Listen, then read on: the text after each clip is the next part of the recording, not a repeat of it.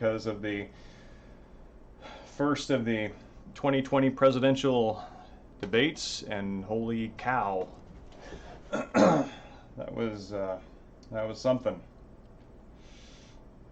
So we are going to embrace something less horrific and go back into Himuro Mansion tonight with Fatal Frame Part 3. And let's get chat up here. Excuse me. So yeah, for the pregame show, I think we're all a little I don't know if reeling is the right word, but definitely responding to that on some sort of level of our nervous systems. Reading this week. Hold on, let me get the damn thing. This, and this. This is what we got. A little less organized because of the whatnot. I've been reading the Poetic Edda. This translation is quite good by Henry Adams Bellows, and it's well known that Tolkien.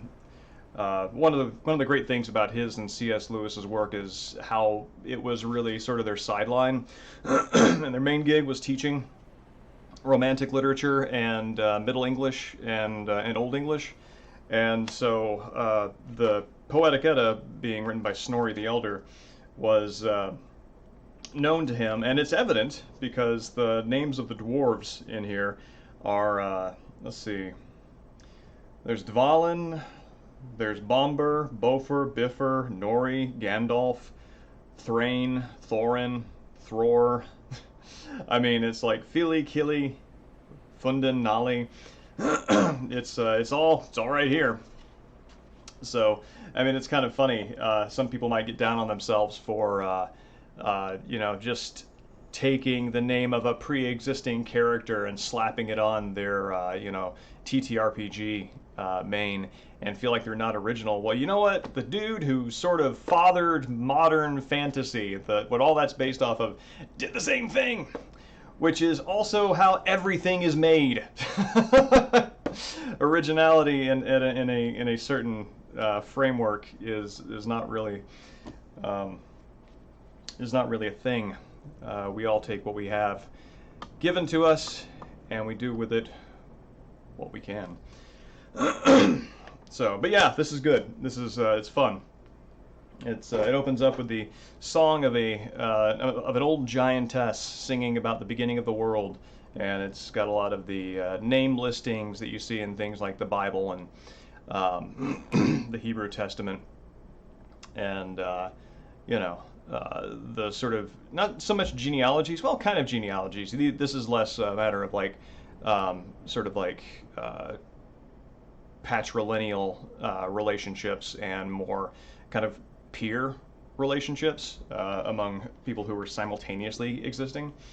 So yeah, besides that, read more in Over to You, which is again very good, very somber, very sad. I think thinking about the organization of those stories, when you have 10 stories in a small volume, the order of those stories is going to matter very much.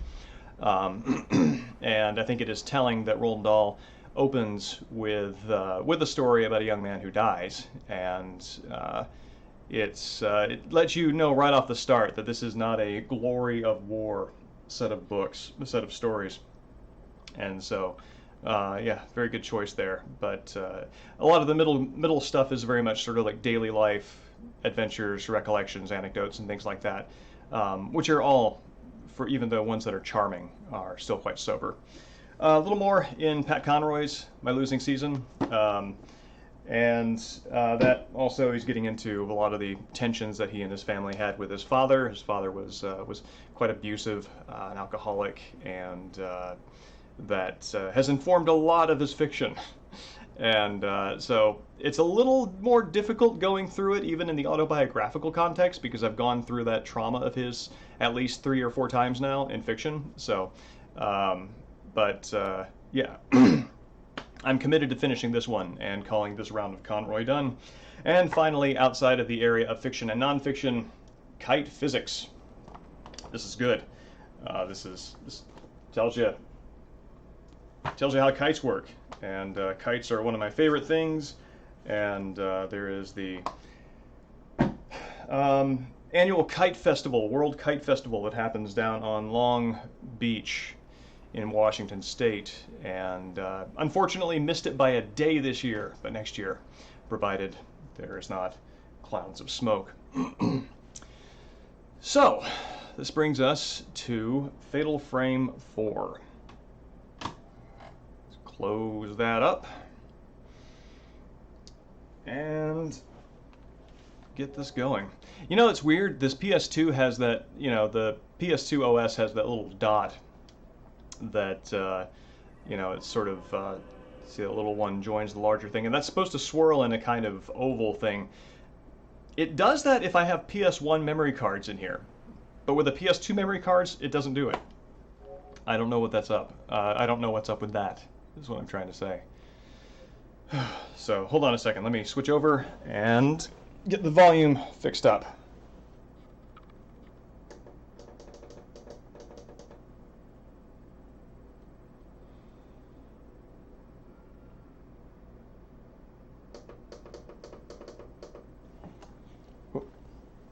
Okay.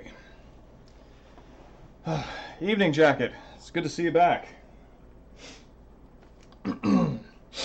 Yeah, I do too. It's amazing looking at this UI for the menus, and then like looking at something like the PS4, which the PS3 was the most sort of like felt the most engineer designed, because it really was organized by categories, very simple right angles, and the PS4 is kind of like two different shelves of icons, and it's a little abstract, but this was really straight on. Evening Z, it's good to see you. I was hoping you would stop by after that verbal brawl that many of us just subjected ourselves to. Yeah, I agree. The only downside to the PS3's interface, which actually doesn't owe to its UI or crossbar at all, is just how poorly optimized its own store became for the hardware. It was just brutalized by those loading times. Evening Nindif, it's good to see you. So, Himuro Mansion, where are my headphones? This is, oh, here they are, right here. Yeah, it's, this is gonna be kind of, maybe a little whiplashy for me, because I've actually been playing Fatal Frame 4, the fan translation of the Japan-only Fatal Frame released on the Wii. I've been playing that on the hardware personally, and I'm gonna actually, after we do this game, I'm gonna jump to the fourth one, because that's kind of novel and that'll be fun for Halloween month. Yeah, so I'm going to be jumping from the fourth installment back to the first, and this is going to be kind of a nice comparative gaming moment as far as that goes. Evening Swimmy, yeah, I agree. I think the second one, Z and I were talking about this on Twitter. I think the second one is where the series really peaked in terms of getting the, you know, sequels always kind of do this. They refine the core mechanics, build on them, and then they're much more streamlined. The complexities kind of match up a little better. Oh, no attract mode, please. And also the story, I feel, was paced better, with more interesting swapping back and forth between two playable characters. So, but this one, it's kind of like I think like it's kind of the difference between Silent Hill 1 and Silent Hill 2 for me. Silent Hill 2 is by far the better game. Silent Hill 1 is my favorite, and I kind of feel that way about Fatal Frames 1 and 2. Oh yeah, the story is really sad. It's no happy ending there. Interestingly, so this is, maybe this has to do with the way the Wii's memory works, but for Fatal Frame 4, I'm surprised that it has 5 save slots, and it also has 5 slots for photo albums. And I'm really surprised to see the series continuing to do the same sort of organizational thing here of being kind of miserly with memory space on saves. So they kind of like take that design idea and continue with it. And I feel that that's something that kind of continues in the sort of Japanese console design tradition. Whereas I think many Western games kind of also have a PC lineage that they draw from, where it's just assumed you've got like a drive to store saves on. So multiple staggered saves into infinity is not outside the pale. But anyway, we are at Demon Tag entrance. I think we should be near the end of this chapter. We just got the masks, and there is a door that we are prepared to open.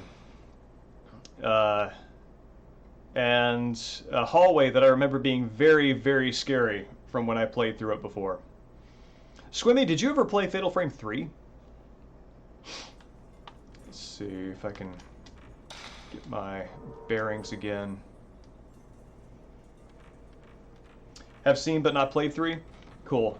Yeah, I have played 3 to near completion a few times, but have not actually beaten it. And in fact found my old Fatal Frame 3 PS2 save file, and yes, yeah, this is also a design feature, Evening Space Hamlet, that they have streamlined in the later games, where Type 14 still remains a film that is powerful enough to do, kind of some damage on ghosts, but they give you a Type 7 film, which is a notch below that, and it basically does very little in combat, but for all like the moment-to-moment functional stuff that you need, or if you want to just kind of take a photo of the environment, it's there to be used and not run out of. So that's something they've made better. Yeah, Hamlet, I just watched it too, and I have never felt better about anything. That was a thing, all right.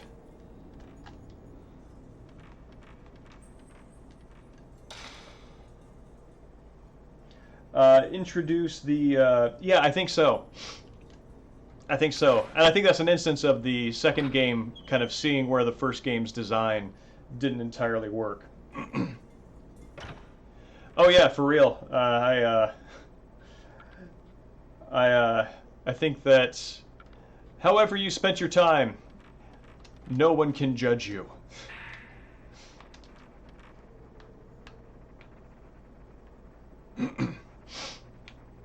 This is actually, so having been playing the fourth game, this feature is not part of the way that it presents itself. If you listen right now, I'm near an environmental ghost, and there's kind of this skippy static sound.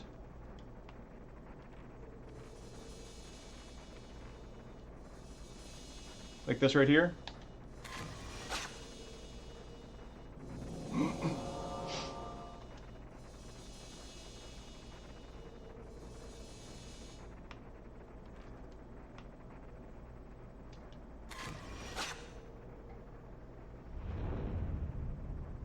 And now it stops. And that's interesting because the later games seem to do away with that. They make all the sounds diegetic, it all comes from the environment. And that right there is just kind of like an in-your headset thing. You don't really have like a radio like in Silent Hill that would, emit that sound. So it's interesting to me that they have offloaded a lot of the, they've taken a lot of the more abstract sound design and actually made it environmental. Jacket, I agree that these are among the best horror games, and I feel like the biggest obstacle to overcome is that it has first-person controls, but the stick functions are swapped. Typically you would use like the left stick in first-person shooters or controlled games to move side to side, forward and back, and you use the right stick to swivel, and it's the reverse here, so you kind of have to retrain your hands. But yeah, could you change the controls in 2? That would be a godsend. I remember that not being the case in oof, looks like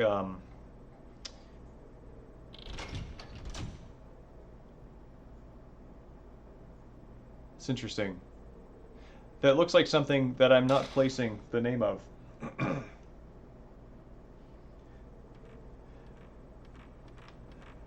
I should be able to take these masks.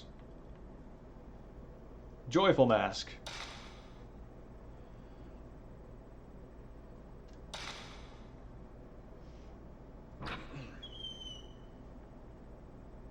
Yeah, between the two...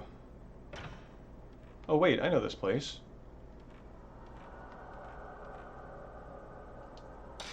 Where's my map at? There we go. Oh, wild! Okay, there was a secret passageway there all along, and I did not know that.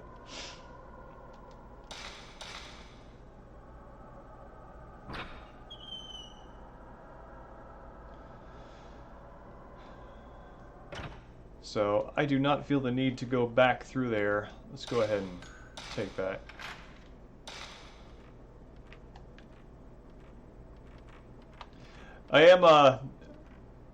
I am interested to see that the plotting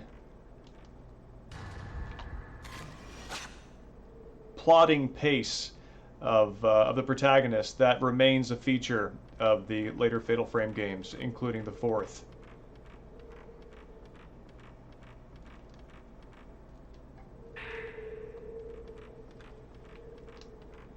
Yeah, Jacket, these games would be worth your time to jump in on, I think.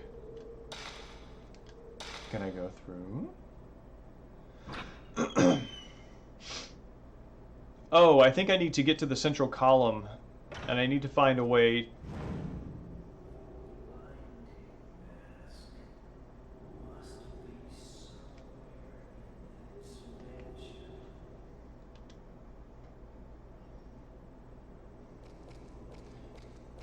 Yeah, I need to find some way of getting all these doors so that they face inward, and then I can hang the masks up on this wall. The masks and their significance in rituals. The binding ritual and the demon tag ritual are performed by the Himuro family master. The master wears a mask when he performs the ritual, probably to eliminate the maiden of all worldly connections. So mask is a separation of the out. All participations of the ritual, family members, the one who is sacrificed and the one who performs the sacrifice may be directly related. Okay, so in addition to the gruesomeness of the ritual, there is also the added element of intergenerational trauma thrown on top of that, because I assume that it's probably, if I'm remembering right, it's like the same family going down the lines who provide sacrifices. Maiden's attachment toward her families, gouging out the eyes of the demon, and the blind demon ritual may have similar meaning. I mean, can't you just, like, write an affidavit?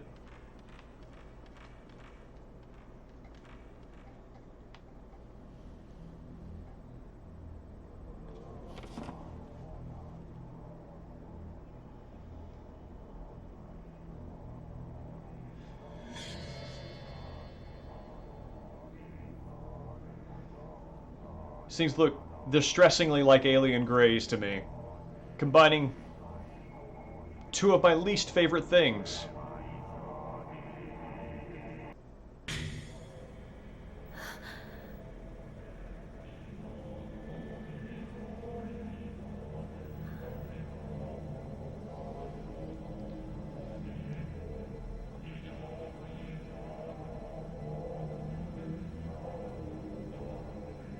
What's that? Oh, this is no good.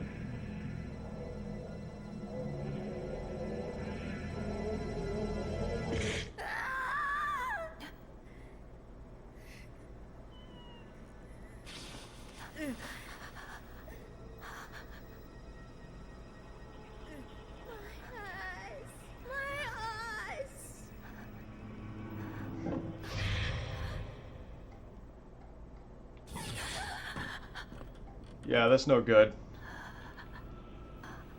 What was that?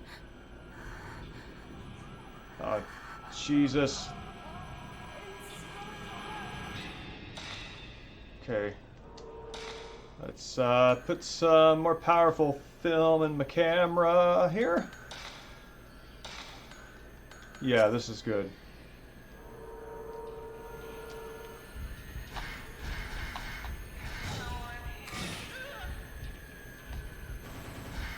Oh, Jesus. No, she would rush me like that.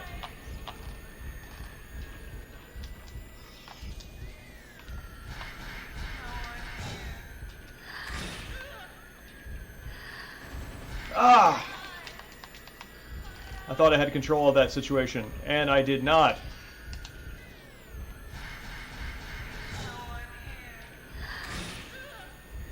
Oh god, she's over there. Ah!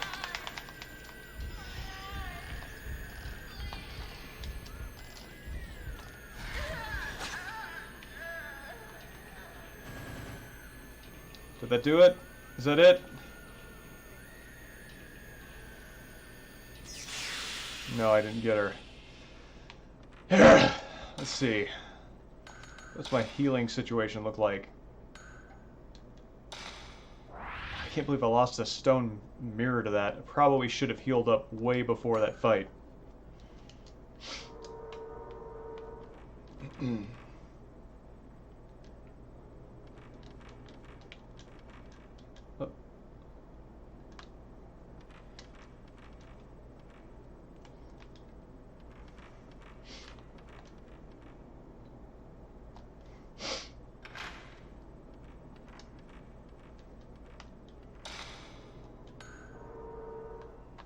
I probably need to take the happy mask for something.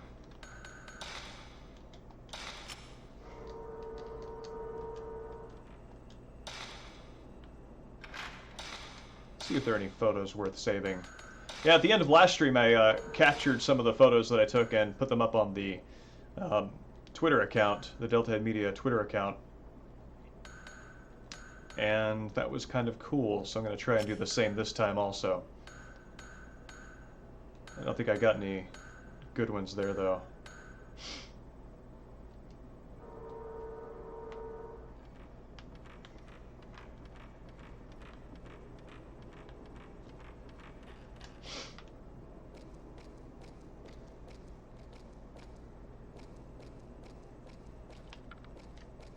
Oh, fantastic! Please tell Katrina I said hi as well. I was looking through some old YouTube videos and I came across the one where she and I talked about the thought experiment of The Last of Us, and that was a fun conversation.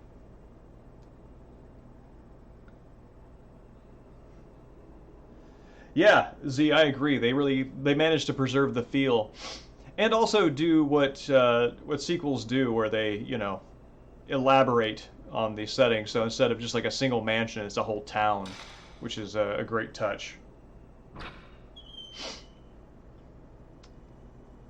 Yeah, I'll throw a link up to it on the Twitter account once we're done with this. And yeah, Hobgoblin. Oh, I'm sorry. I did not know that Katrina was they. My apologies, and we'll be fixed in the future. But yeah, Hobgoblin. Happy Mask is very unhappy in this situation. It would make me a little unsettled because of the abstraction of the human face on there in the first place. But in this context especially, it's a little too clean. I felt some especially powerful energy off that woman in the white kimono, probably the one behind the mansion's curse. Yes, she's also the giant one with a bunch of other ghosts behind her.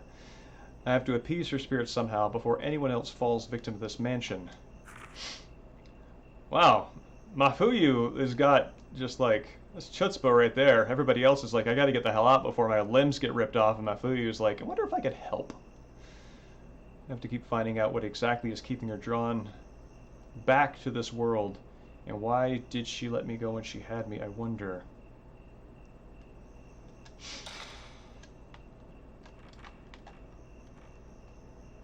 Huh.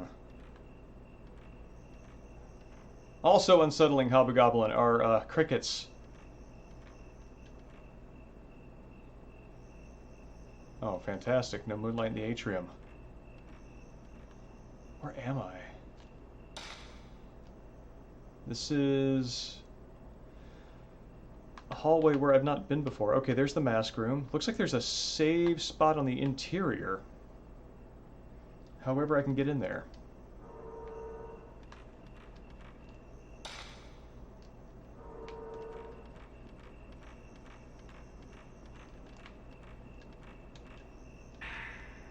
That's good. That's not bad.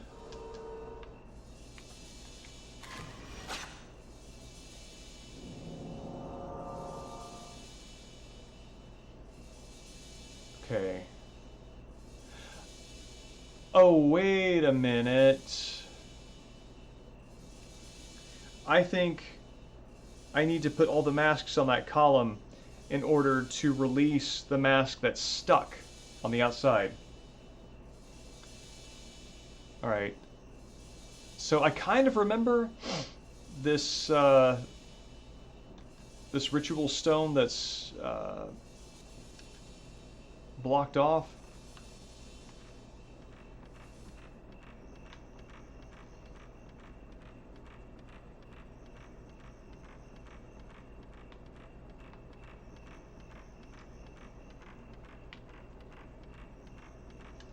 Oh, okay, there we go.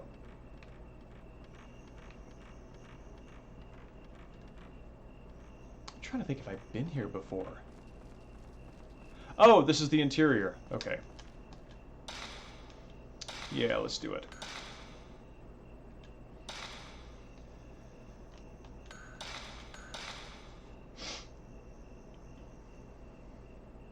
I can't believe I'm still on the Demon Tag chapter. It feels like this one's lasted forever.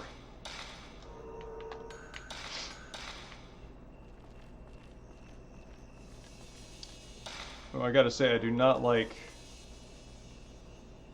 Oh, that's just that. Oh, there's the stone.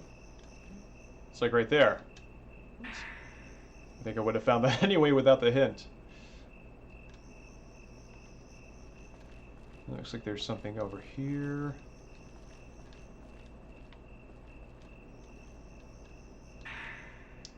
Okay. I really would like another crystal mirror as a little bit of insurance against screwing up against another ghost. From playing this one and also playing 4 on the Wii, I find myself consistently not great at the combat in these games. Is this? Oh, okay, I guess that's it. I solved it. If this place wasn't infested with ghosts, it would be lovely. And you're correct.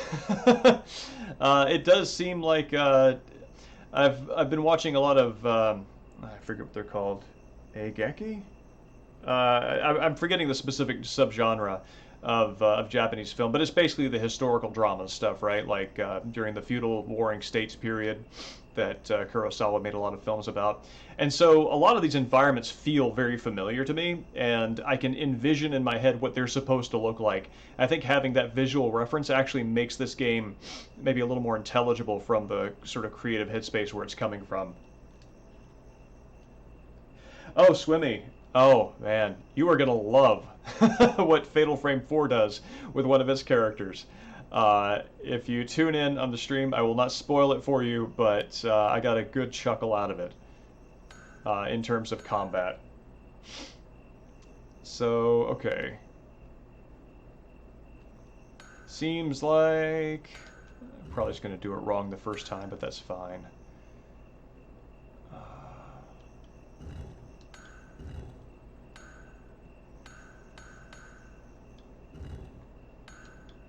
Oh, no, never mind. I'll accept it.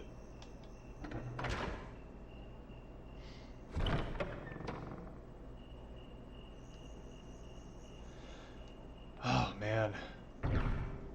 Oh, Jesus. Easily the last place I want to be in this mansion is any place of religious or ritual significance.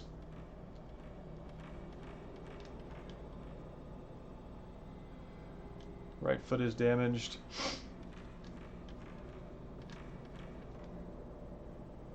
Right hand is damaged. This is interesting. There are no flames on the candles, but the way that the textures behind them are made, it looks like they're supposed to be a light source. At least on that one. No, that's on all of them. Okay, so here we have the Buddha statues representing the respective limb loss for the Rope Maiden.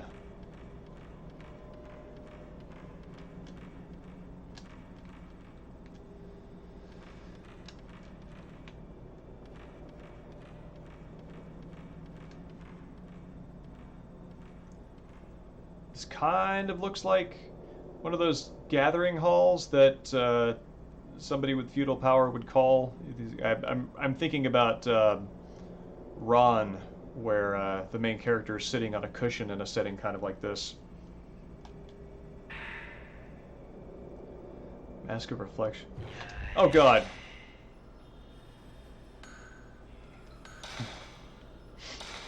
Alright, he's moaning for Yai. That's probably the folklorist who came here and borked it.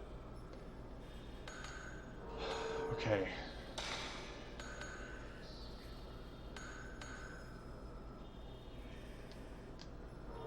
Okay.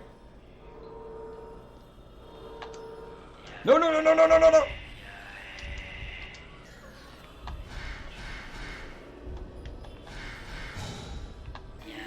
No! Ah! I forbid you to teleport.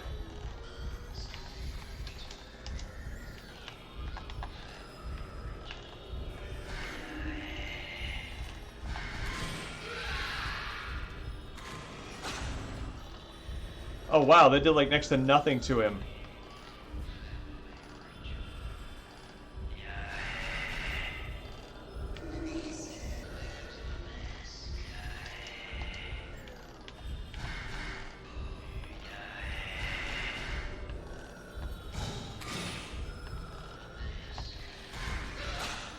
Oh man. Yeah. No.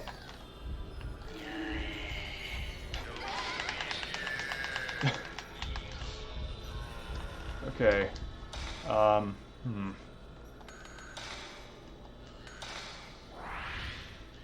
This guy's got a lot of HP. Let's see if this is a wise time to use this.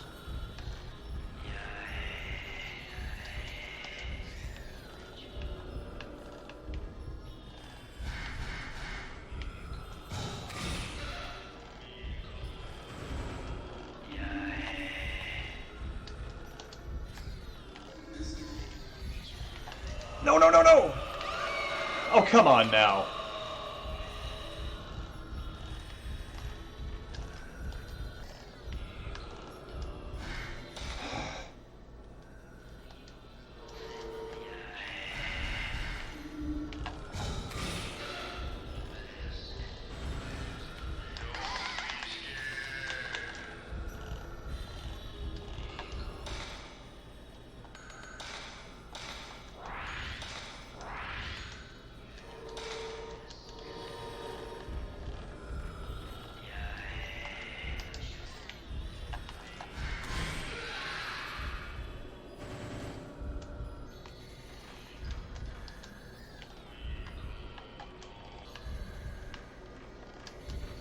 No, no, no, no! Ah!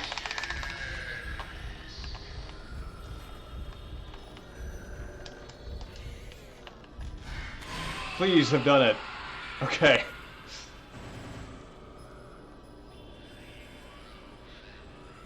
Just reel you on into the camera. Means he's gonna come back.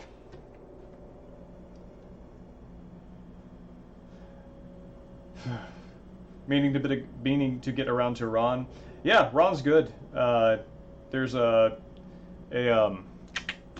rental store in town called Scarecrow. It's one of Seattle's treasures, and it's got like everything that you could possibly want. And I've been slowly going through their Kurosawa catalog, as well as a bunch of other off Kurosawa.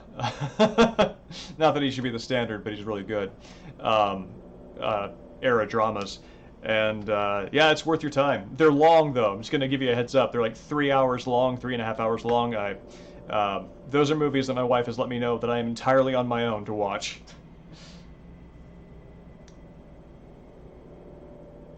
The combat is cumbersome.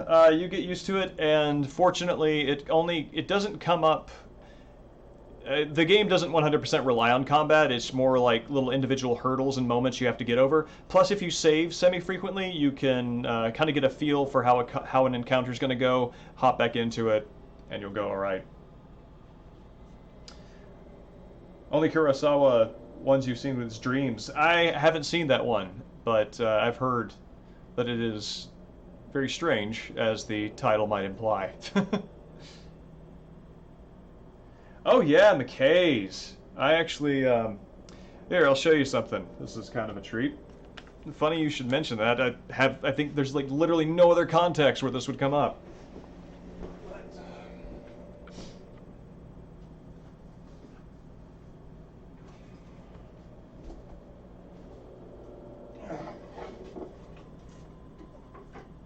So, here. This is one of my folding tables that I use for various things, and I bought so many books from McKay's over the years that I just started taking the price tag stickers and sticking them on here.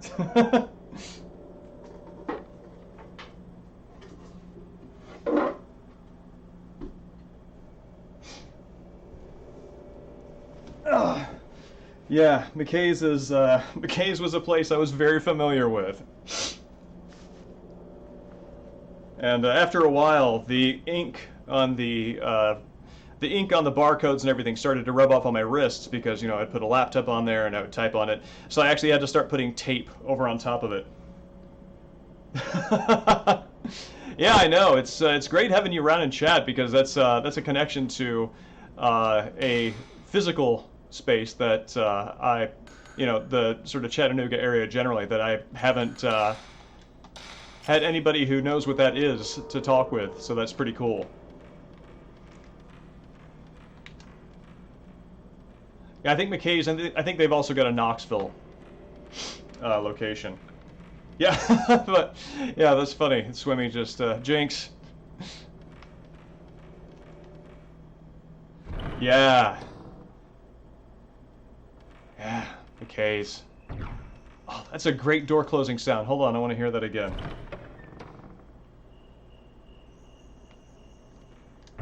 Oh, it's so good.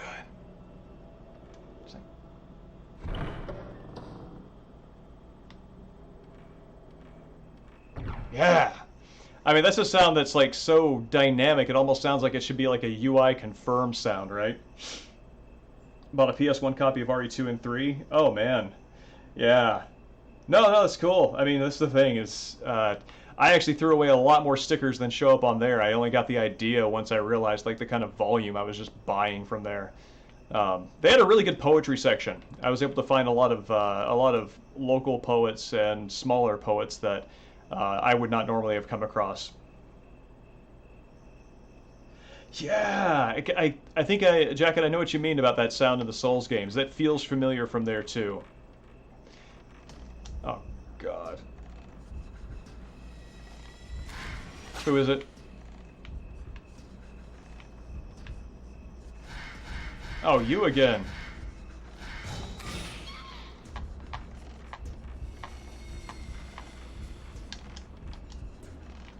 Oh, God.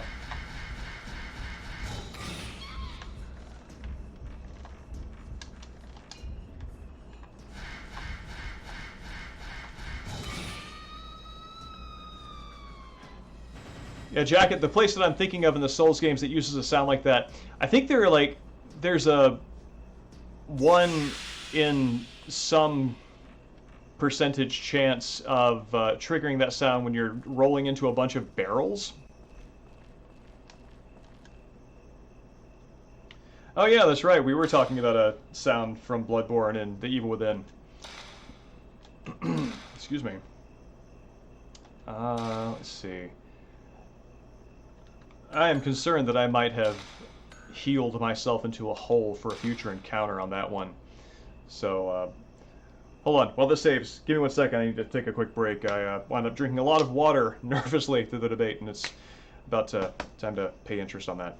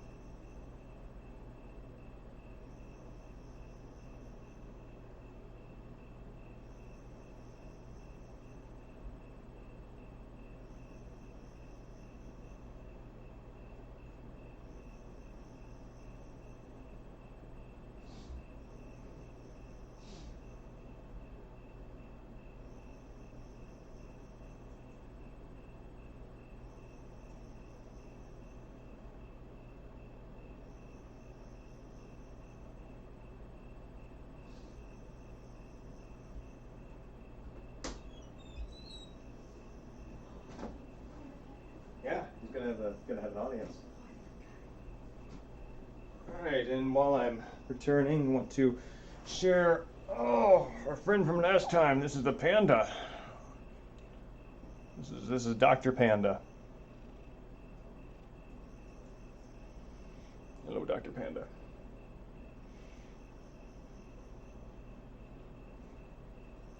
He's great because when he is held in place, he's just sort of increasing his environmental awareness and not especially interested in squirming or getting down, or he's just looking around. Just looking around. He's knowing a thing or two, aren't you? Aren't you knowing a thing or two? Sizing it up. There's nothing he can bite off that he can't chew. And based on his heft, he has proven that. All right, fella, you've done a fantastic job of gracing us with your presence. Thank you. Oh.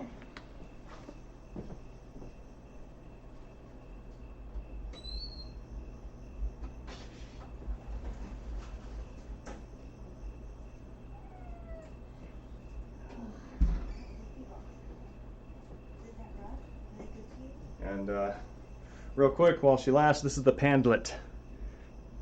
Squirm pandlet.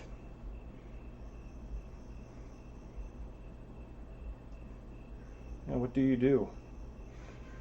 What do you do?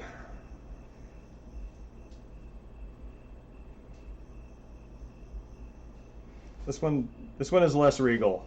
This one is a little more on the beagle end of the regal beagle spectrum. Yep, come on. Whoa, yep, come on.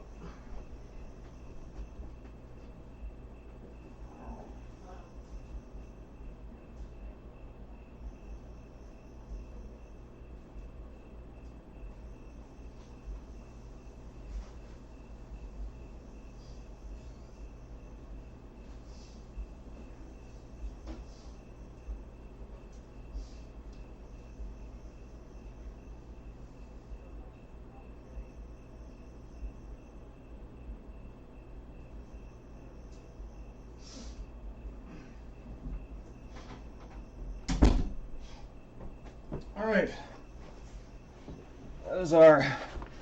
That is our panda break for the moment.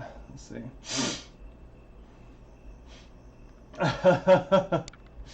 Also drinking during the debate, but not water. Yeah, no. I have during lockdown, I have made alcohol a very small percentage of my intake because depending upon how stress is handled, that could, you just don't want anything to get out of hand, especially because being locked in is pretty depressing. So I want to watch the tools that I use for myself, knowing my limitations.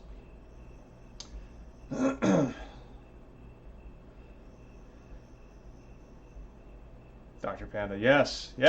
I'm so glad people are appreciating Dr. Panda. Yeah, that was Skylight, the second one, the Pandlet, the Beagle. That is Skylight, also known as Gargoyle, also known as Sasquatch, depending upon time of day, how the bones fall, and the like. Mother is a cat with similar looking markings, but instead of a long glorious tail, she has a stub. Aww. Yeah, stubtail cats. I don't know if there's an old cartoon. I don't know if anybody ever saw this, but it's called Peter No Tail. It was about a cat who doesn't have a tail, and it's just sort of like misfit, new kid in town, made fun of because he's different, kind of thing. And yeah, it's really great. He befriends a snake, and when he needs to make like he has a tail, the snake will bite his nub and contort like a snake and do things. It's pretty cute. I watched it recently and it holds up. So, okay, here we go. Excuse me.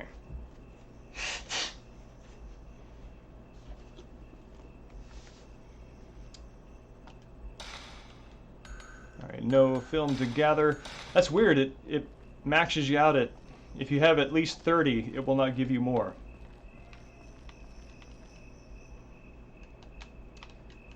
Gravestone.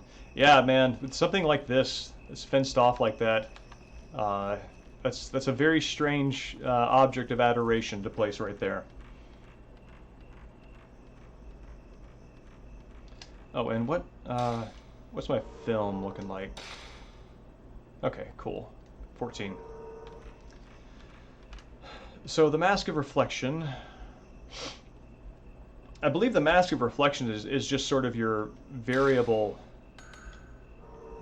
It takes the form that you need, whatever that might be.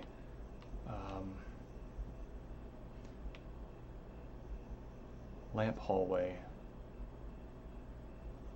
Interesting.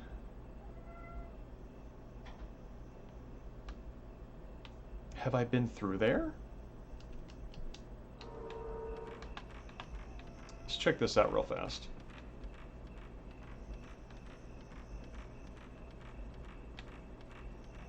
Because the lamp hallway is not any place I really need to be. Oh! Okay, it's probably just a shortcut. Though that does make me wonder if there's some sort of double backing I'm supposed to do, because the other mask also brought me to the lamp hallway, which makes me wonder if I'm supposed to go through it and then come back, circle back through, or I'm not sure what.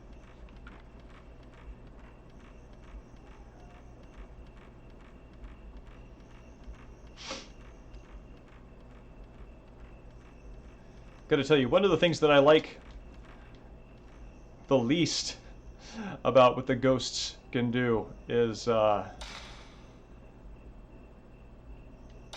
when they teleport and especially jump behind you. That does my heart no favors.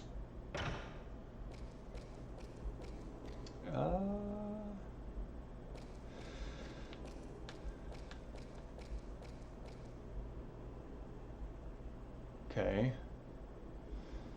So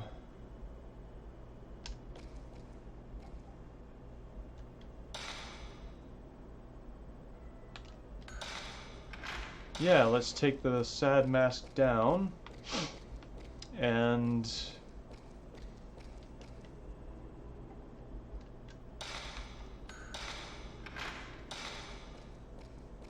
put these on up.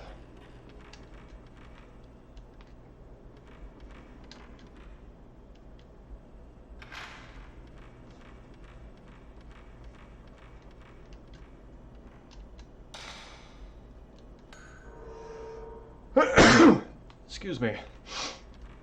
Oh, God. We got smoke coming back in through. It's supposed to be here tomorrow, and I am very much hoping that that it is not as intense as last time. Nope. Nope. There we go. Nope, don't do that either, Miku.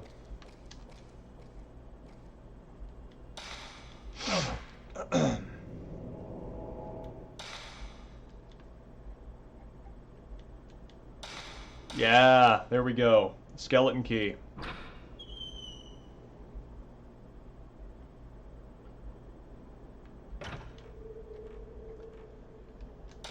No, no, I don't.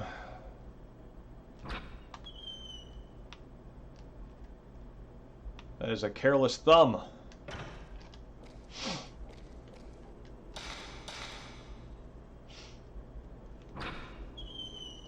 Yes, Jacket, that Viper from Viper, who's a regular attendee at the streams, has commented in the past that the running speed of our protagonists in the Fatal Frame games leaves much to be desired, and he's right.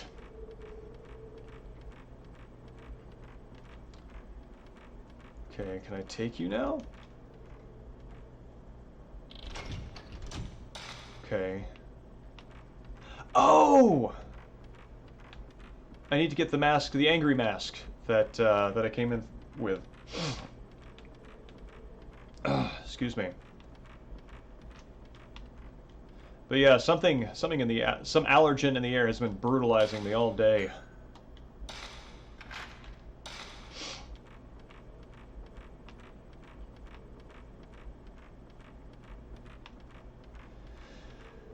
I find that adrenaline is a pretty good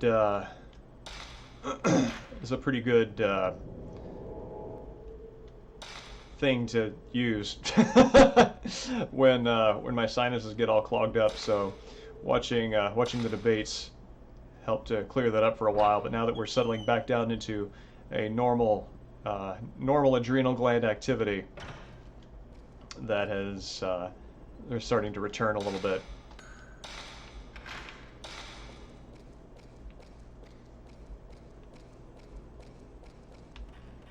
So yeah, if you ever have a stuffy nose, just go like jump out of an airplane. All right. I think I must have been much worse at adventure video games when I played this before. And I mean, to be fair, I've played a lot more games than. Is there something she's looking at here? Oh, hey, nice. Because I'm solving these puzzles much more quickly than I remember solving them the first time playing through. I remember getting attacked by that broken net ghost a lot in these hallways, and I think she shows up after a period of inactivity.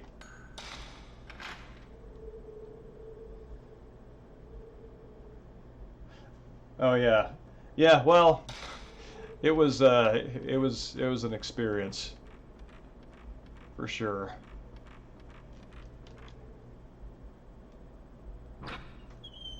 Oh man, I love those doors that open on a central pivot. Whoa, this room is gorgeous.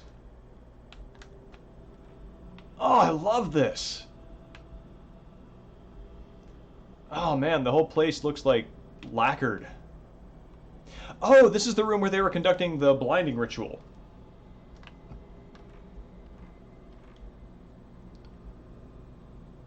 Oh, thank you. I'm glad Miku agrees.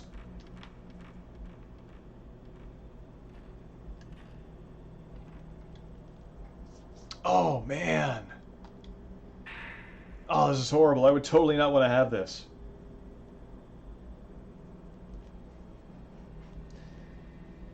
Swimming, I don't blame you. Yeah, not the eye gouging, but I mean that's kind of there's kind of I don't know. That's one of the things that's very interesting about Fatal Frame and the games like it, where there is this really just highly developed cultural apparatus in terms of art and ritual and choreography and dance and all this this material that's developed over centuries, and it's all sort of centered on this one very gruesome thing that that winds up being the center of the whole story, and that's really interesting to me, that connecting the two like that.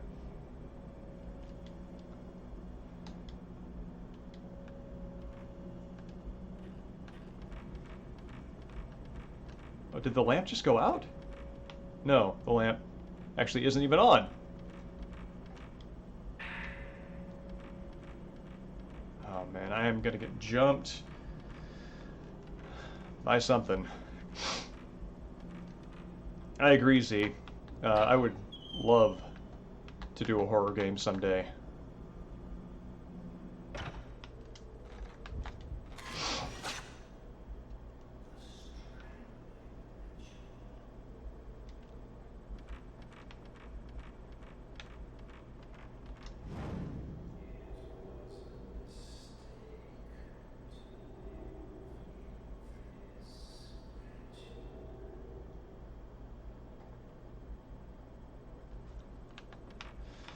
Whew. Wait. What? How is that mask back there? Are they all back?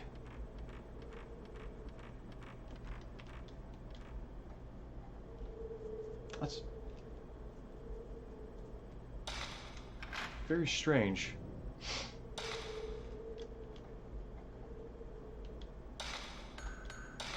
Evening, Dreambaum. It's good to see you again. I realize that the last four letters of your name are B-O-U-M, but I always pronounce it Baum, like Deutsch for tree. Oh, wild.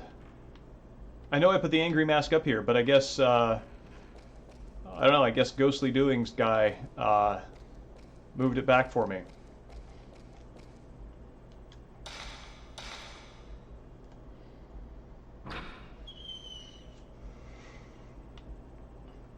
I was thinking about this while driving today, about how this place is called a mansion, but it really is more of an estate with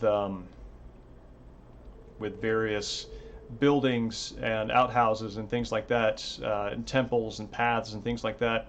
And it occurred to me, like, wouldn't it be neat if the estate itself, viewed from above, formed the Japanese characters of a poem that could be read in different interpretations from different directions aerially.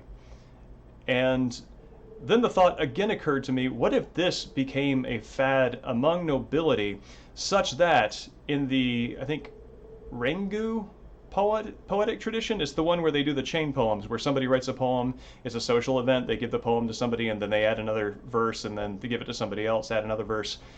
And if that became like a thing among the nobility, whereby they answered each other's estate-shaped poems with estate-shaped poems, and you had to answer it based on what the poem meant from the aerial reading in the direction that you were building your next one, and that this were in some way the creation of a sort of feudal suburb. And that's like a giant crossword puzzle in the mountains.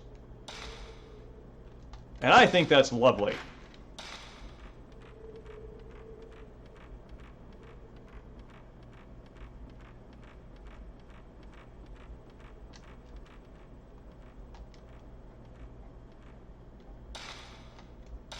It's very strange looking at the shape of the screen on the stream that I'm looking at here, because everything is spread out on my TV, which doesn't convert the aspect ratio correctly when patching the video through. You know, why not? And so everything on the stream itself seems kind of squished. And yes, costly indeed.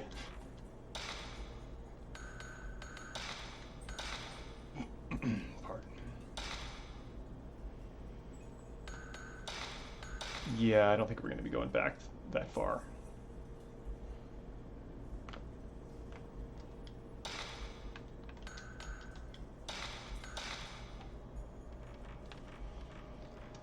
Okay.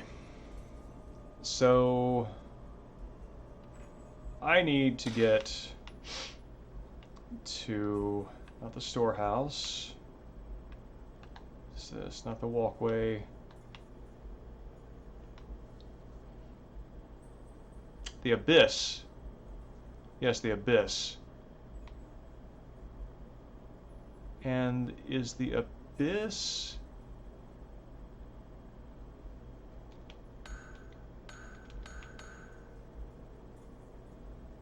Demon Mouth, that's where I need to get to. Okay, Demon Mouth is there, first floor. Okay.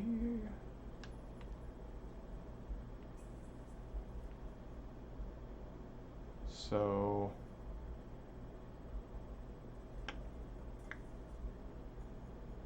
Okay, this is kind of making sense. So I'm going to come up through here, go back down, come up, come through here, here, here, here, here, and there we go.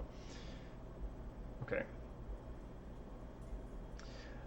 My TV probably can force a 4x3 stretch, but like the TV that I'm using is quite old, and it's good for a larger visual computer monitor, which I use it for, and also for you know, streaming games like this.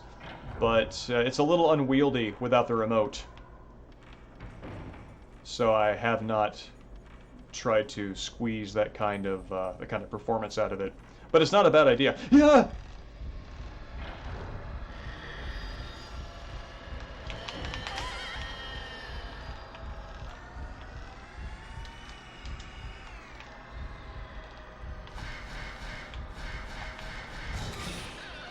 What even are you?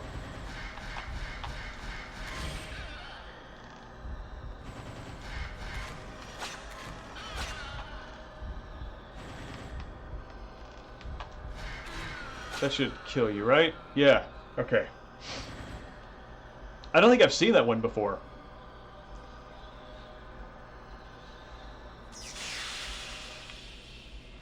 What's the status on my upgrades? It's like not great yet.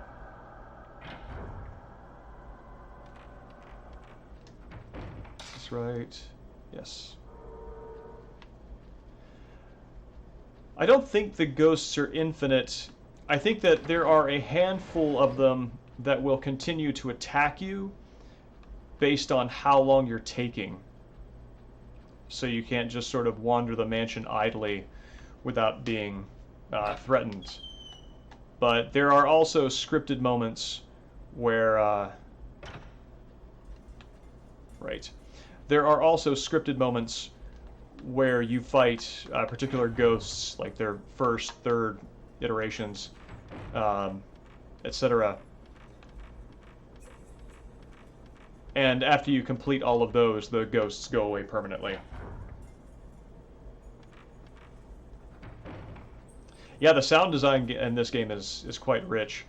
I got to be honest, I'm kind of dreading doing Fatal Frame 4 on stream because the visuals and the sound design are all by Grasshopper Manufacture, and it's all really on mark.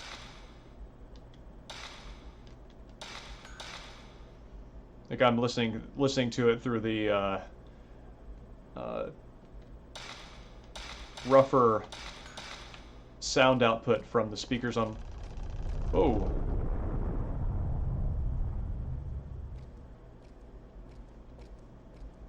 On my regular TV, and it's still pretty creepy. So, what are we doing here?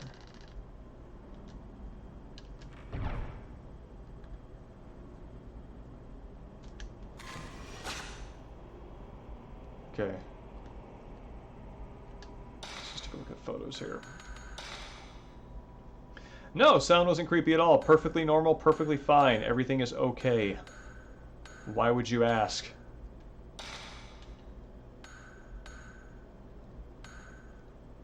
So I'll get a good one. Oh yeah, that fight. Jeez, that was brutal.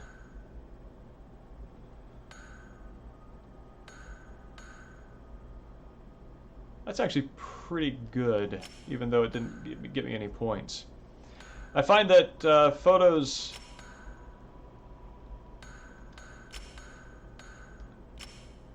There we go. Yeah, a lot of photos that have low point value are actually some of the more interesting ones to look at. Yes, Z, I agree. I think the fact that there's a lot of atmospheric noise that provides the ambience, I think, is a very strong quality.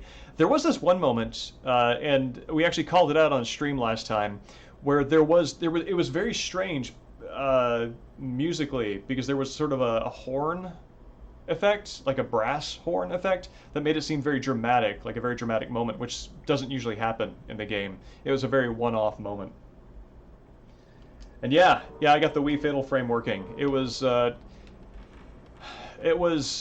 challenge because the way the fan translation is made to work is to have the actual disc and to play it on the hardware itself, and then as you're playing it, it will replace certain resources sort of as the game is running. And that was not feasible given my configuration for my Wii, so I had to hard patch it and just actually manually replace all the resource files.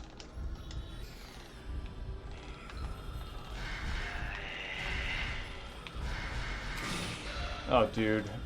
Nobody wants to deal with this. Yeah, I had to replace all the resource files and get it working that way.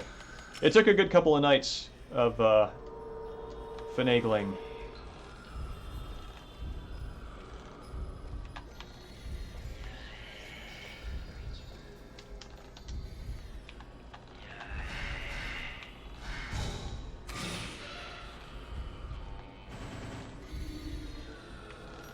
Oh God!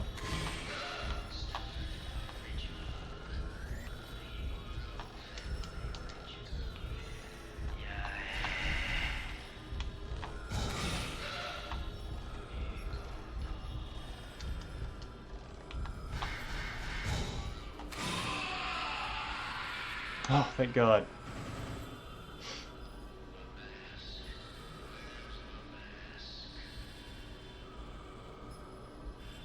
That get him?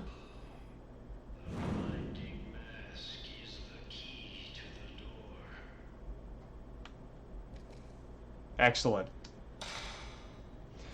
But yeah, getting Fatal Frame 4 to play on the Wii hardware is very gratifying. It's also interesting to see another instance of what Suda does with Wii-specific design. The only other Suda game that I've played that's on the Wii is, of course, No More Heroes. Yeah, I know. Thank you for the gameplay direction. Believe it or not, Folklorist, I am way ahead of you.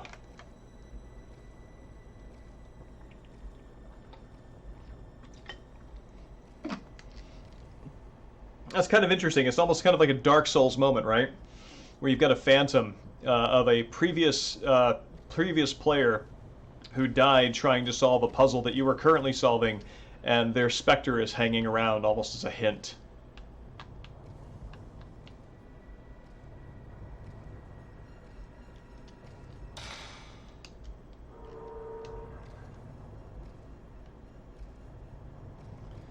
Okay, here we are in the perfectly normal, not at all strange Hellmouth. Time to plug this right here.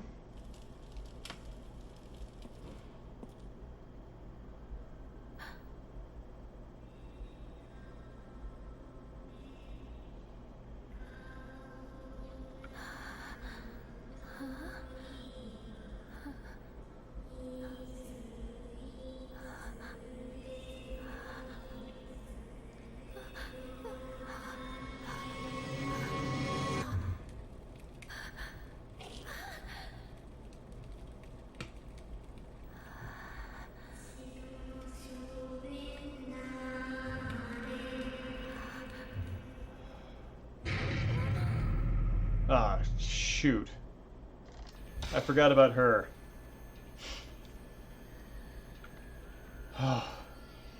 Yes, the dread of seeing a huge pool of bloodstains lets you know that there is a very fool's rush in mistake about to happen.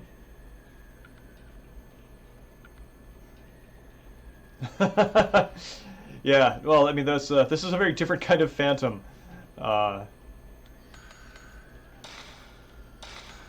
I think I can deal with this one better than with the Folklorist. What's my healing? Okay, I can do this. Oh, come on now.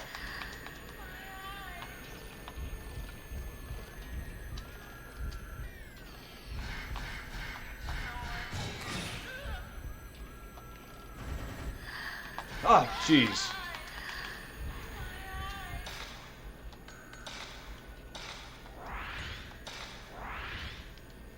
Okay, this is definitely boss time. What's my bonus function look like here? Search. That seems pretty good.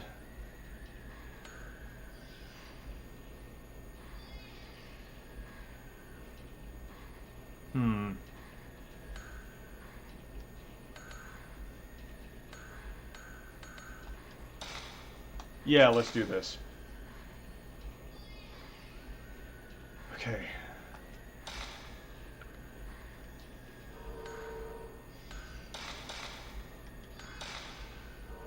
Okay. And I need to figure out how to use this thing here.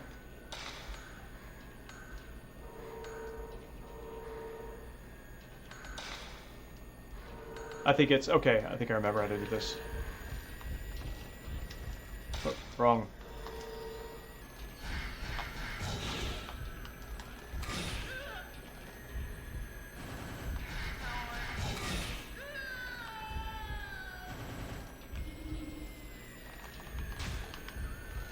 No, no, no!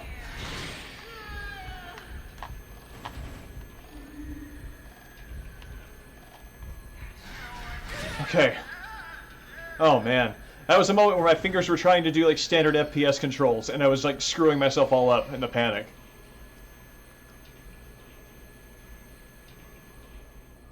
Did I capture this?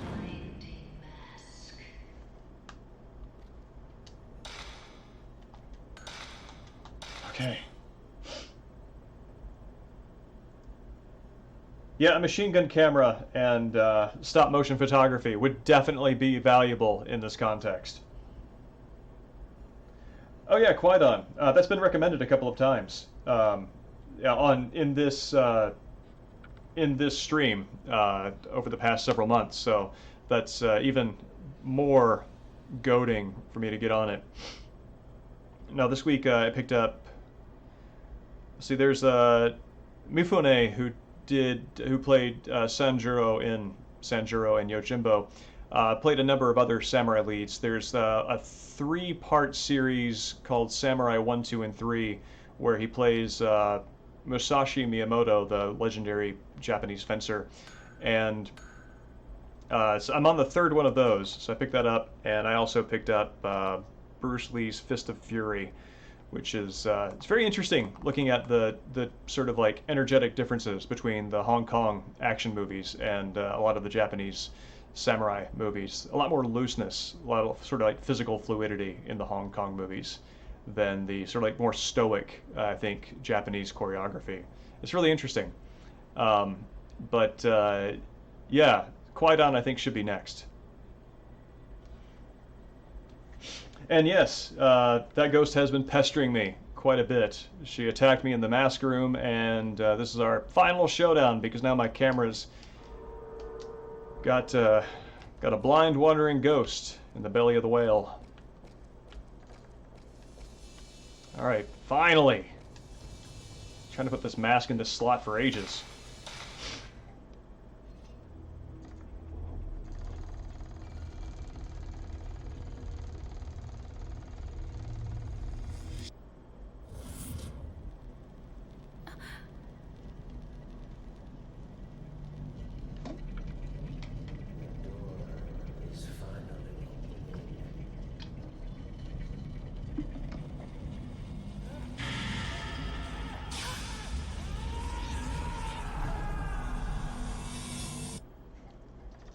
Whoops.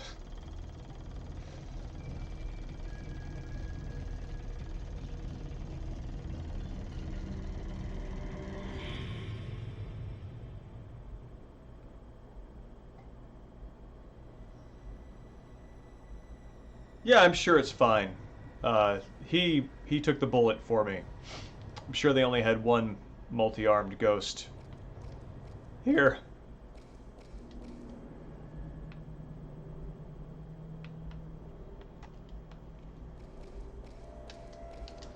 See. Yeah, an underground torii gate. It's perfectly normal.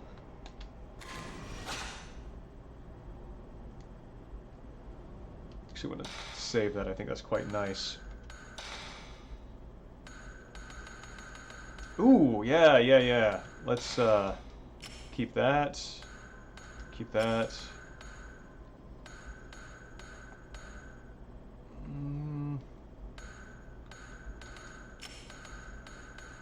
Okay, cool.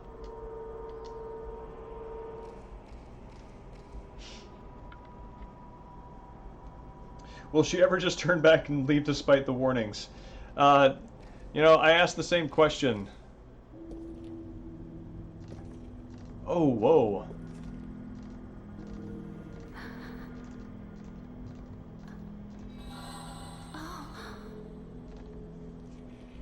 Looks like our boy had part of the mirror. It's another piece of the mirror.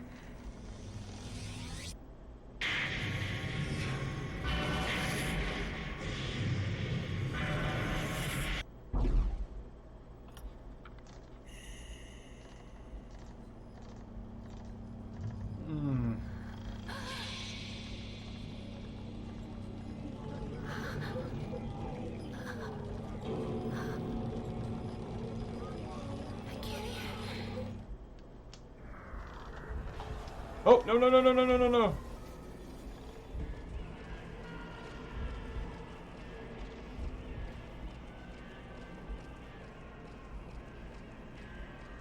we're just gonna keep on going there. Ooh.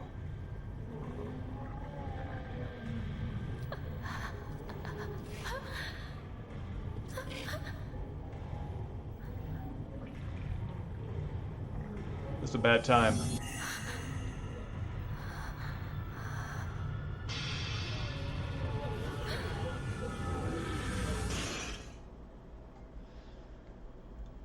Well, okay. Let's save some pictures here. Let's see.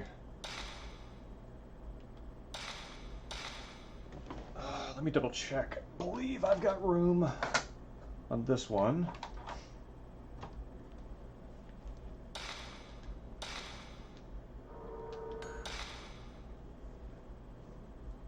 So, okay.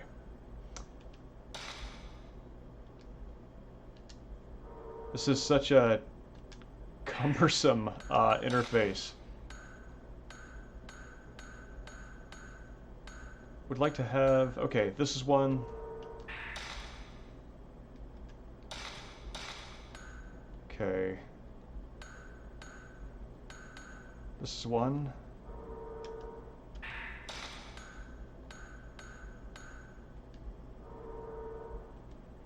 Good enough. This is definitely one.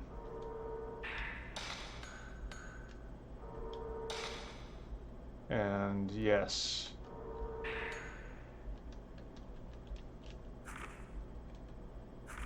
So...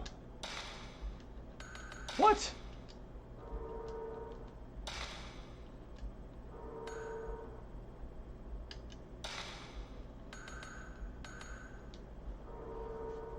Alright. Let's try something else here.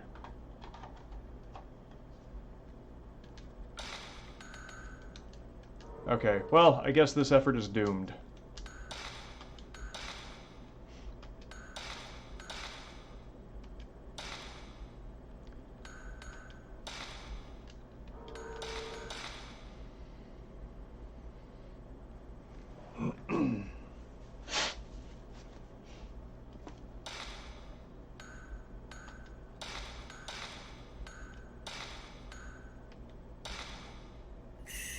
Calamity.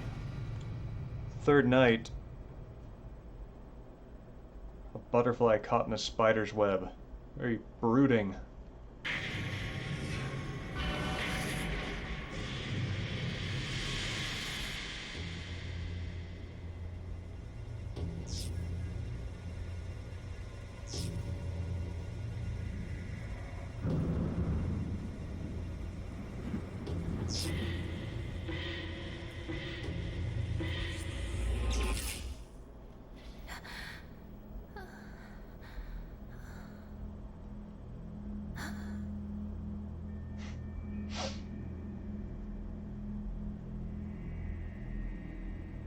For you.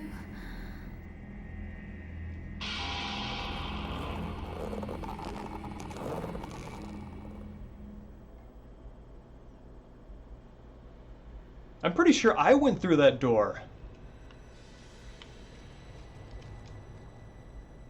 Okay, cool.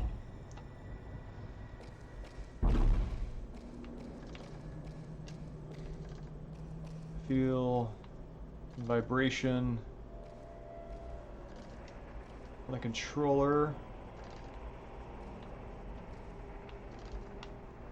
What am I looking for here?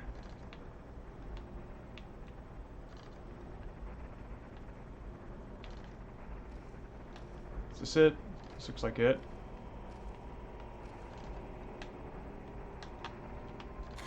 No.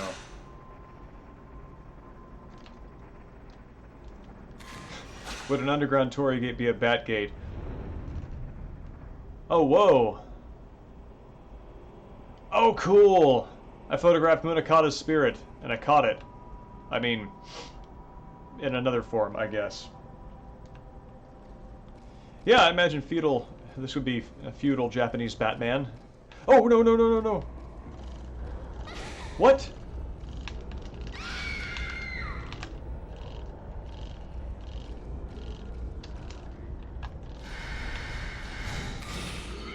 Jesus.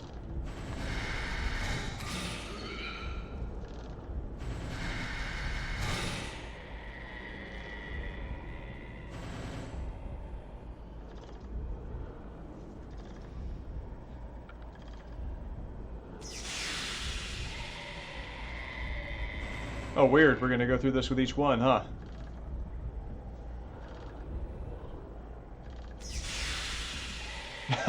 In fact, we are.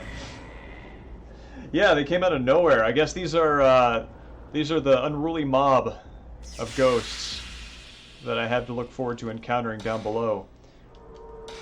Man, I kind of give Fatal Frame 4 a little bit of ribbing on the sly for the fact that you can buy healing items at the save points, but I really wish I could do that now. This is much more survival horror in that respect.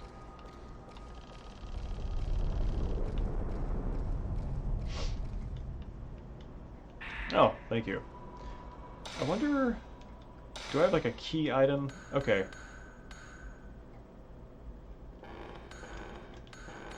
Huh. The OCD part of my brain really wants to see those two pieces assembled into a single inventory item.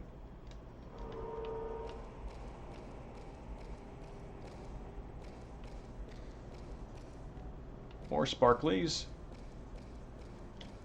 which I appreciate.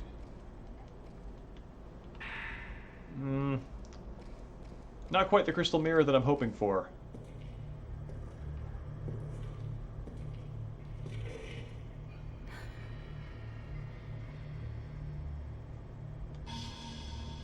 Lovely. Don't you recognize me?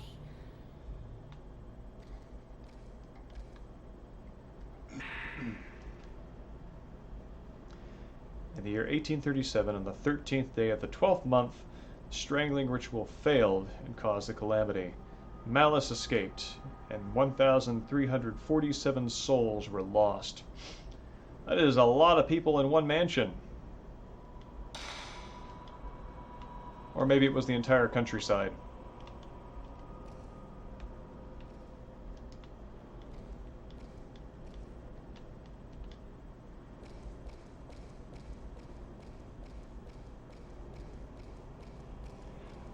I think there's something to do with that large tumulus. Oh, weird.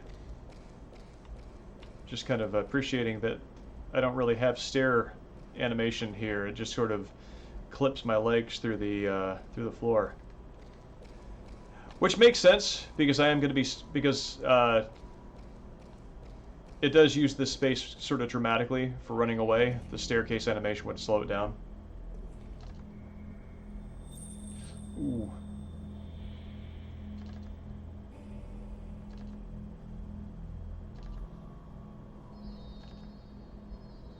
Again, with my mysterious child benefactor.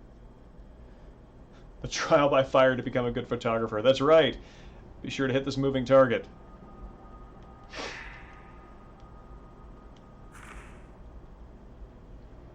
Small shrine at the atrium of the Himuro Mansion is called the Moon Shrine.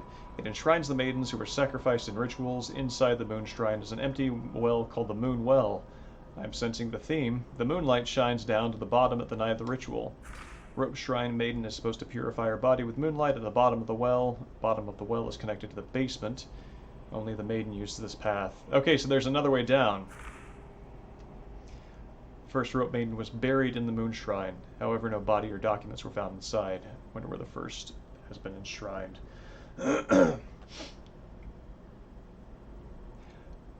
Yeah, I can see that. The camera being a shotgun, and I think... Oh, hold on.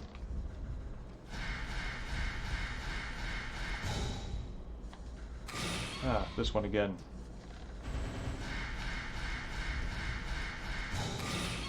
My back's up against a wall.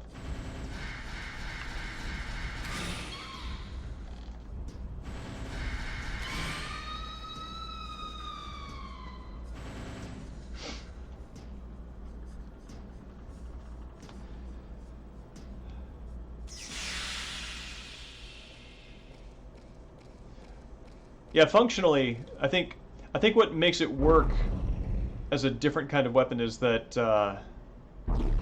it does have that sort of charge up that's required by looking at the ghost. That makes it feel different enough from a shotgun, because I've been thinking about that, about what makes the weapon in this game unique in a way that that serves the horror, so it's not just like a gun that you look through. And I think it's the fact that you have to look at them, you have to behold them, and that's your only way to attack, is very interesting.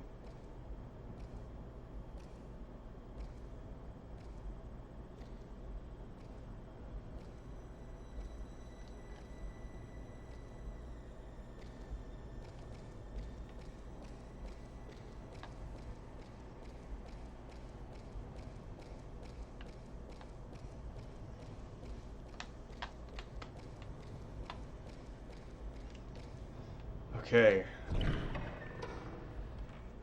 So, believe I know where I need to go here.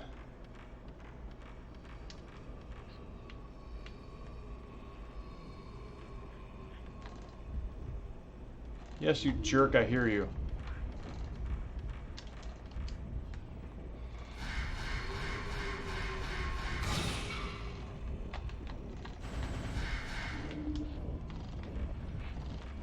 Run, run, run, run, run, run!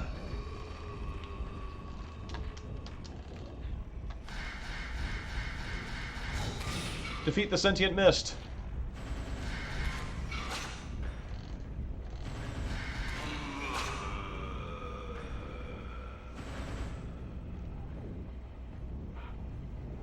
A lazy ghost doesn't even have a form. Cell phone obscura. Yeah, that's. I think somebody mentioned in chat the other day that this game might actually be incomprehensible if it were released now. They might have to explain the. Oh, whoops, wrong way. It might have to explain a lot more of its conceit to the audience than it did at the release, and also wondering what that would look like now. You know. Accidentally pop the selfie. Actually, I mean, if you were to make that game, I could totally see there being like an achievement or something for having the camera and flipping it around to take a selfie with a ghost behind you.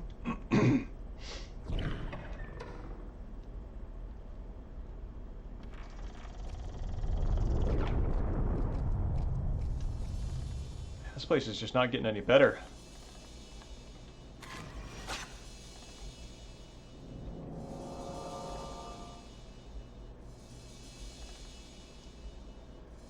I think I saw this in the hallway.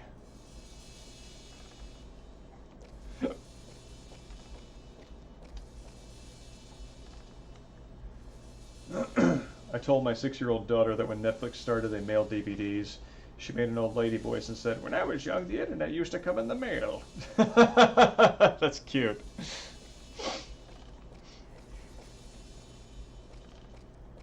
And I'm going to be honest, with those AOL DVDs and CDs rather, and discs, she's not wrong.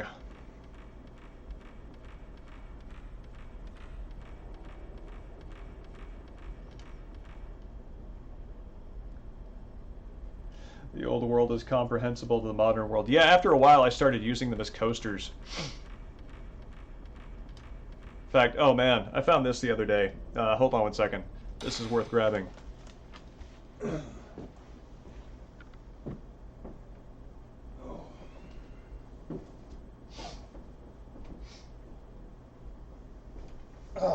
This was something I loved thumbing through when I was a kid.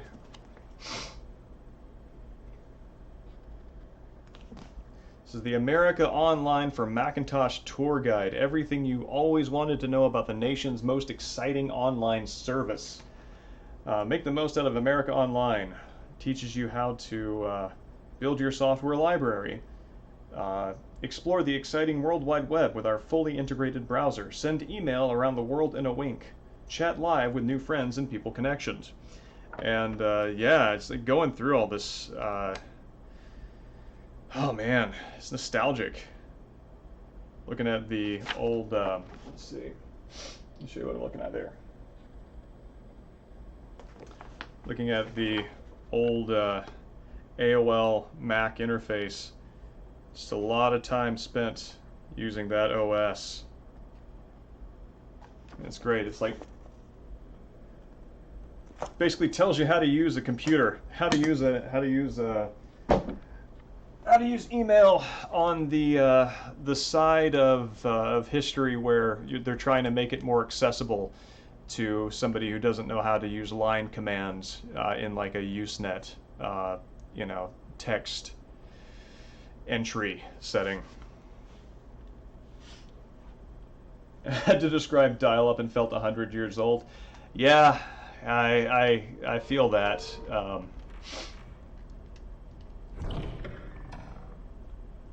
There was okay. I kind of know what I'm looking for here. There was some discussion of online BBSs a couple of years ago at my workplace, and it was difficult to explain to people that there used to be places that you connected to through dial-up that were not connected to any larger source automatically, and that email could only be sent on an intranet within the BBS system, like Wildcat or whatever, and that there was no email proper unless you had like a university account with a good school. I still remember like Pine Tree BBS and Montmorency Express, those old local BBSs that were around when I was a kid. So let's see.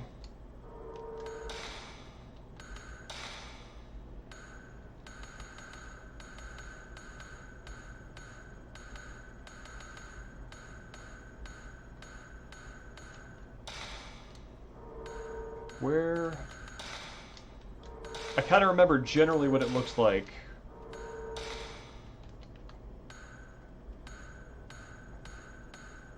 That's it. Rubbish heap and photo. I wonder if that's literally the heap of junk on the ground.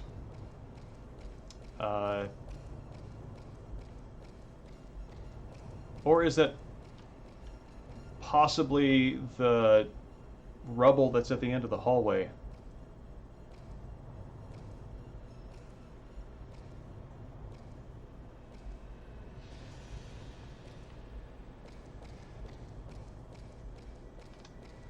This is one of the few instances of having sort of an ambient soundtrack. They did have some strings going there for a second.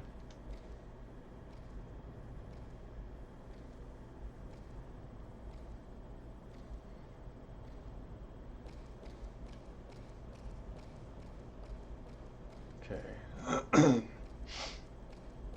I do not see any rubble here. Yeah, I know. Every animation in this is every animation is excruciatingly slow.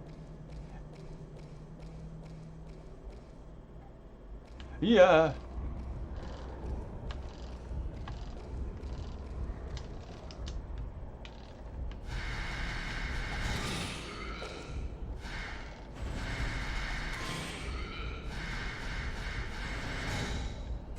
Yes, everyone, get in line. It's true. If you do not have a spotter, you should definitely climb down at a conservative pace.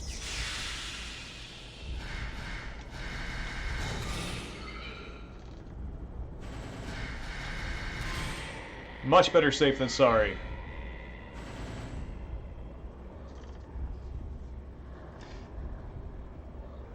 I used to run slower than I walk.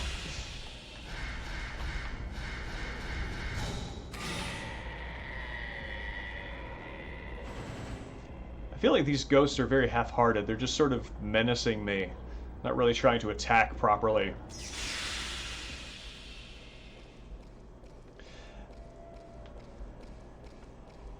I was briefly thinking, just in terms of overall constitution and stamina, of like, you know, Big Boss and Ground Zeroes with a fireman's carry of of all the POWs and stuff, and I'm thinking, I mean, Miku might be able to fireman carry a, I don't know, like a doll. just shatter under the weight.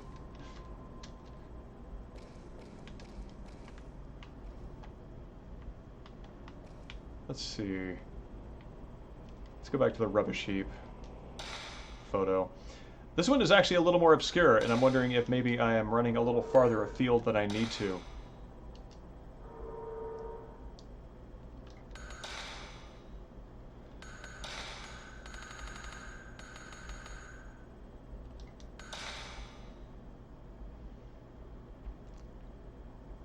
Okay, it looks like there's a door.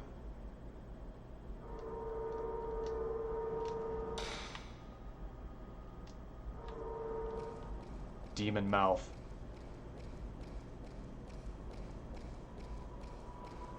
That's a really great name for a room. Kind of reminds me of the way that rooms are named in Vagrant Story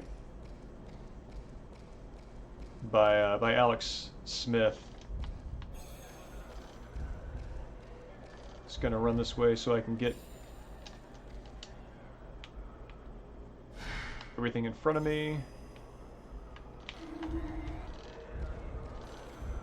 That clearly didn't work.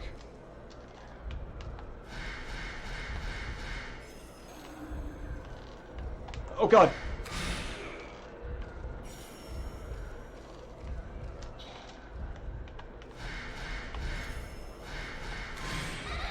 Ah!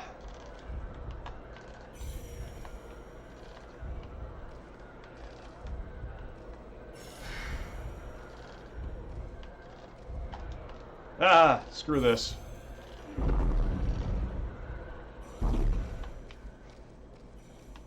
Oh, that worked. Okay, lesson learned. I could just run away from them. Yeah, Vagrant Story had really fancy map names. It's really added just this extra bit of pleasure to going to the map screen, and after you have made progression, and just going back and selecting each room to see what they're named.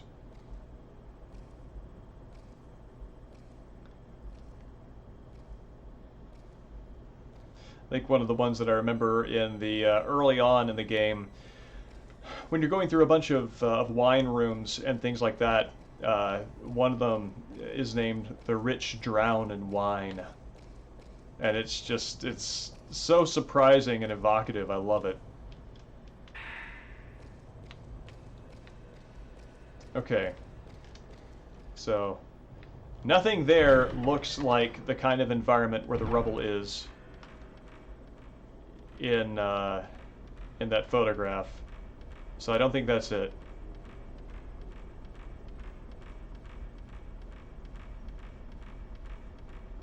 This room is too clean.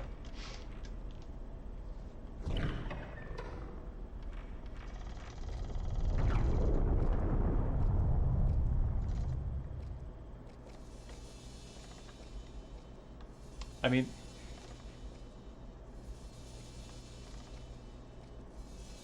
this is a rubbish heap. Maybe?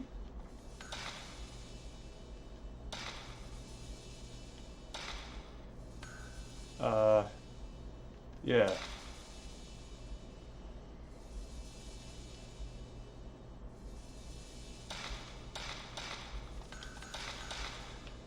I managed to lose my game to a couple of freezes twice while playing Fatal Frame 4, so now I'm extra antsy about possibly losing data.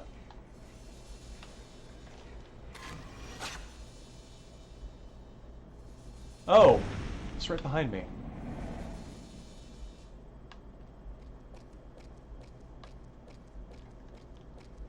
It's crazy that that ghost was put there as a binding agent in the time between the time that I last passed through here and got knocked out.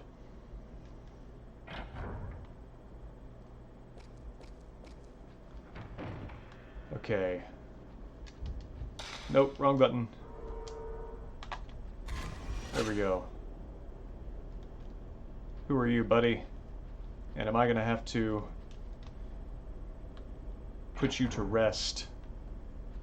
Probably. I have not seen many ghosts here that seemed happy or uncursed.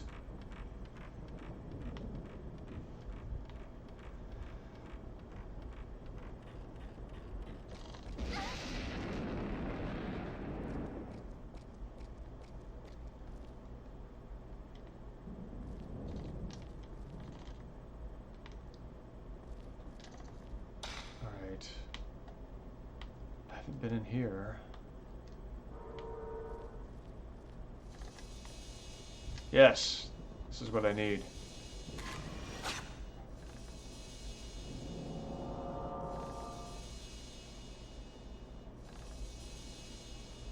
Alright, an altar.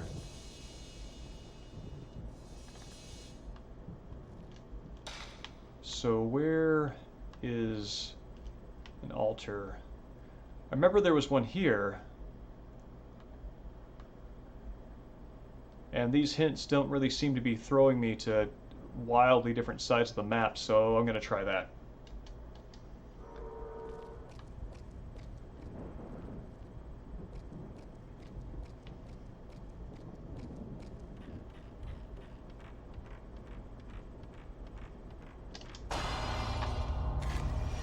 Ooh. Okay. I guess I am now pursuing the Master of Ceremonies who wore the demon mask and who, it looks like he just went crazy after the ritual failed. Buddha room.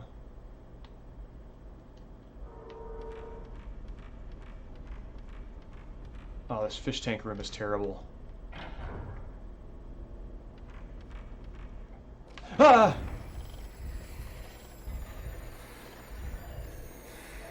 It's gonna... Oh. I just want to try and run through this, because fighting in here is awful.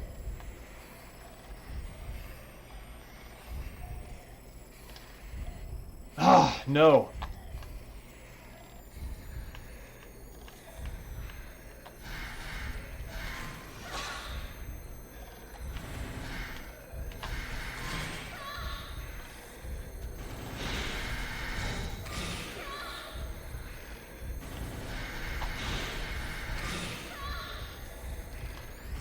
Nope. I should switch to a powerful film.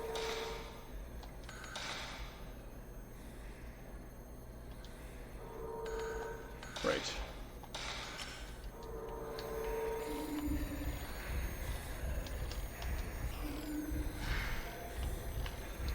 Oh no.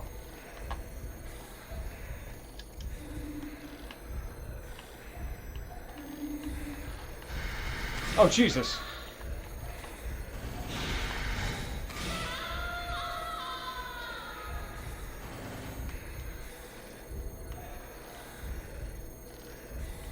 It's still set to the evil within. What?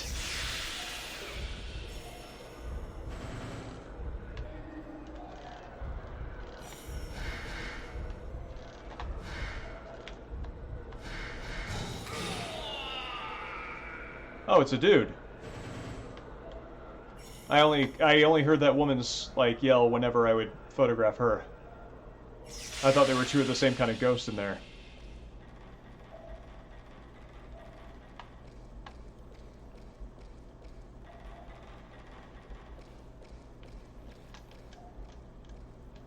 Alright. So I'm guessing if I got mugged here, I'm probably going in the right direction.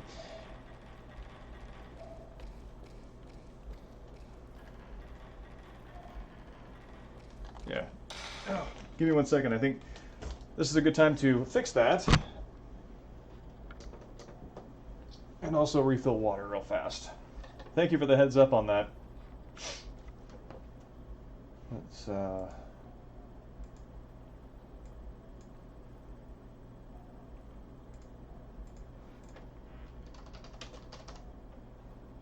you go.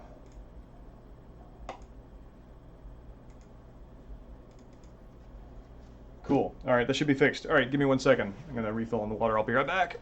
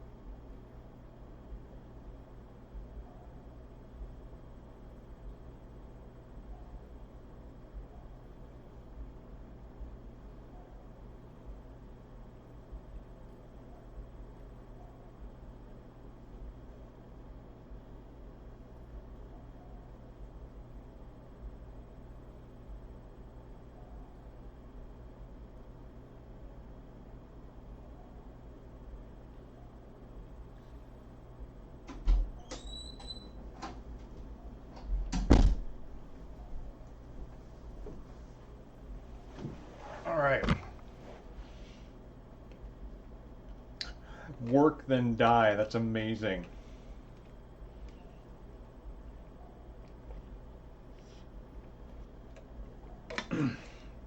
That is clearly written by somebody who's making video games in the late 90s. Actually, that might have actually been early 2000s, because I know Vagrant Story came really late in the PlayStation 1's life cycle. All right, let me switch this over.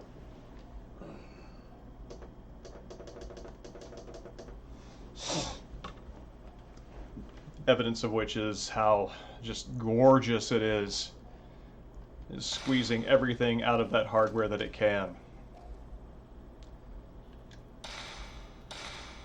Malice, Souls Lost. Okay.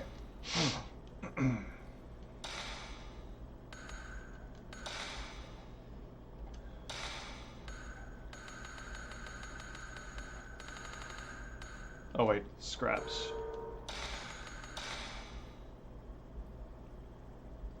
One, 3, 4, 7.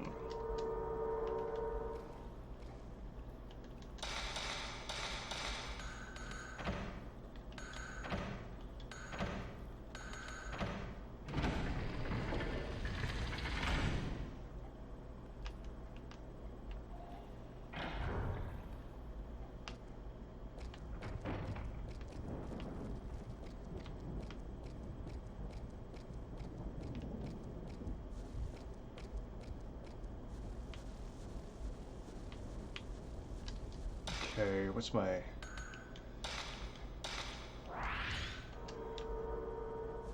I'm gonna do a conservative survival horror save now. I think I only got nabbed once in that last room, which is not bad.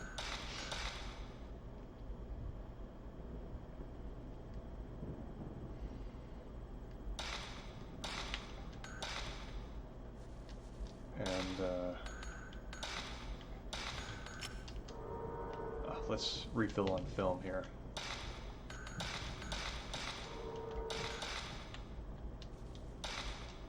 Cool. 30. Yeah, we don't need to see inside. We're good. Ah, Jesus. No, no, no, no, no!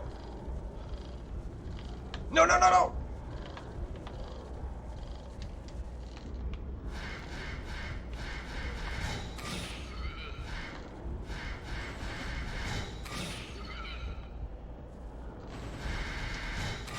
Bunch of nerds.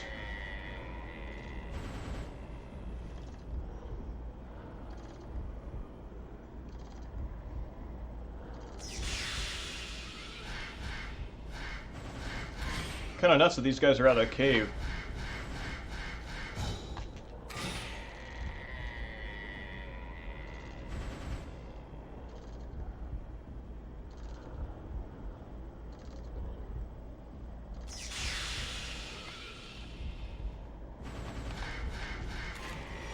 I like that effect of the screen sort of taking a picture of itself and then swirling while also having the environment continue to exist 3D behind it. I think that's neat.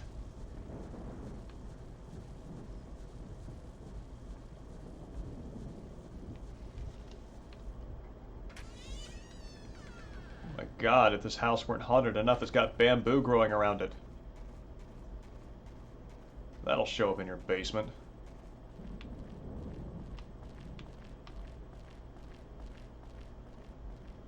Oh man, what a great shot. Kind of makes me think of the Bloodborne's Hunter's Dream, where you've just got those columns and the environment going up into nowhere.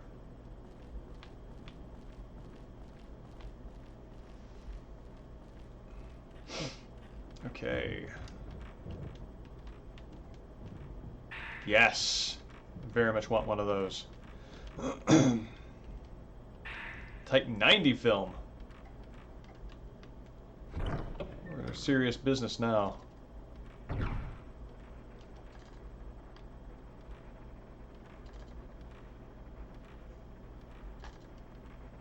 Jesus, that mirror scared me.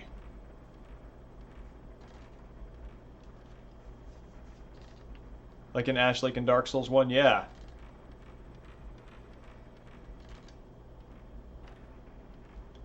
Ooh, that mirror's broken now? Is it above me? Oh god, it's above me. Oh, wow. That's wild that they're all showing up as static spirits.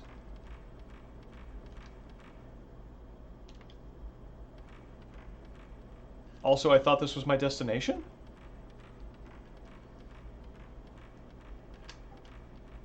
Yikes.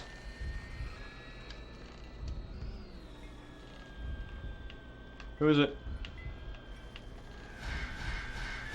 Ah! Oh, come on.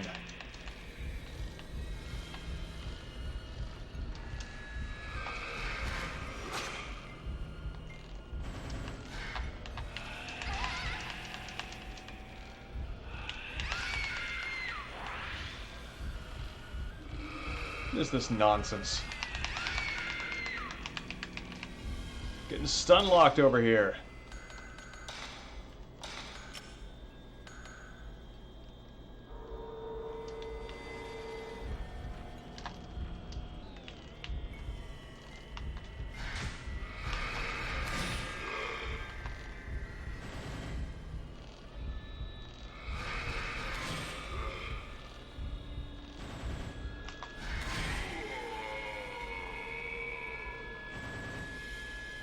Is there another one?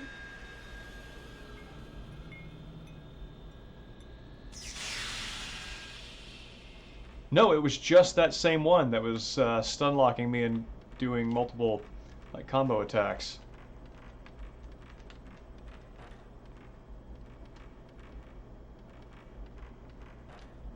What is that?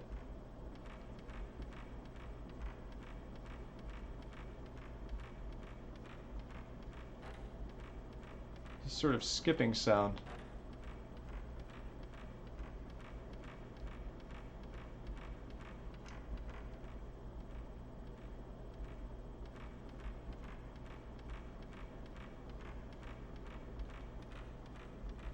Oh, it's not happening again. Oh, there it was.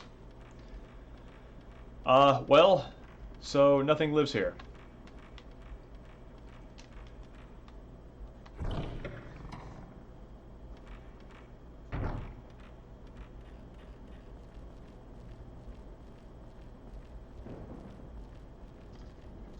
Ah.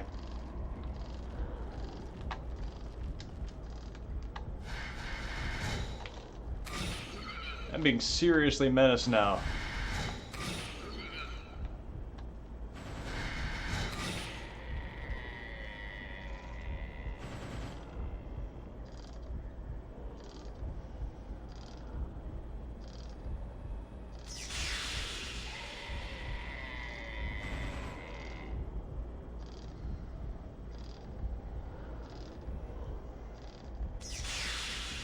I thought that these guys were attacking me because I was on the right path, but I think they might just be hounding me wherever I go now.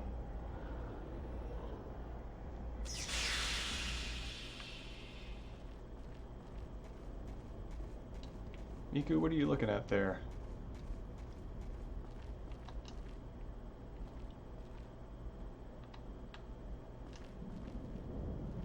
I thought I saw her head acknowledging something over there, but I guess not.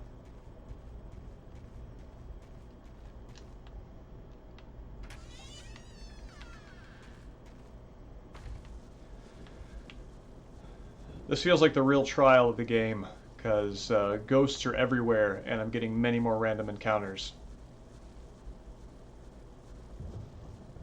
Maybe I was meant to go into the Buddha room instead.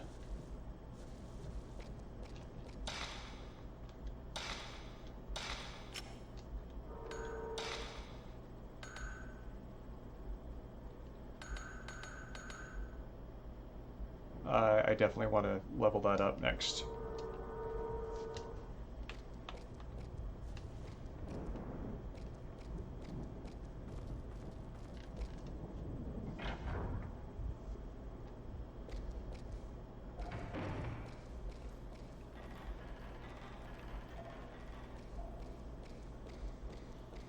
Oh, whoa.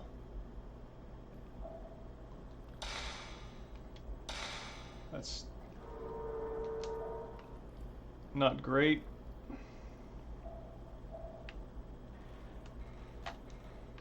What?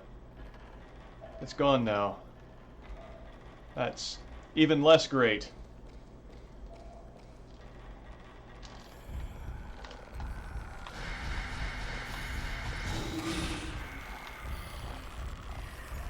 Oh god, I don't like these sounds.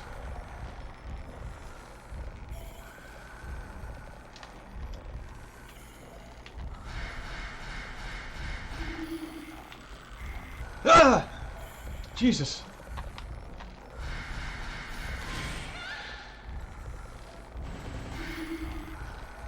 Oh wow, it keeps just appearing on the ground behind me.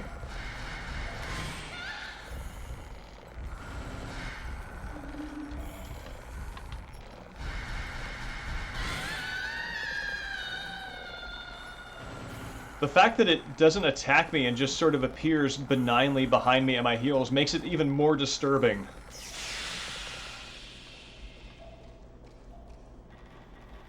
Like it was just there like somebody who needed help.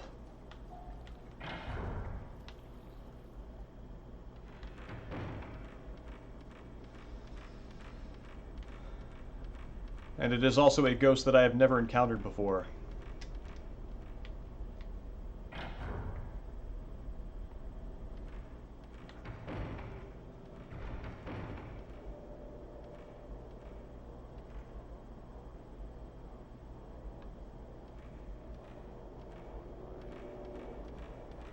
Oh no, I don't like this one bit.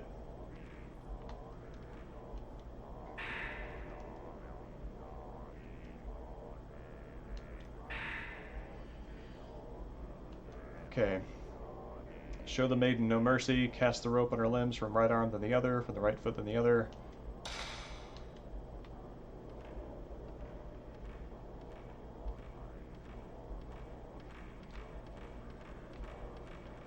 Okay.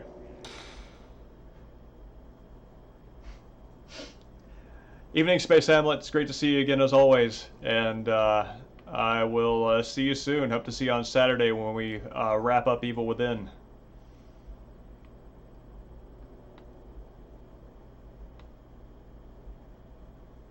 Where the hell is this altar?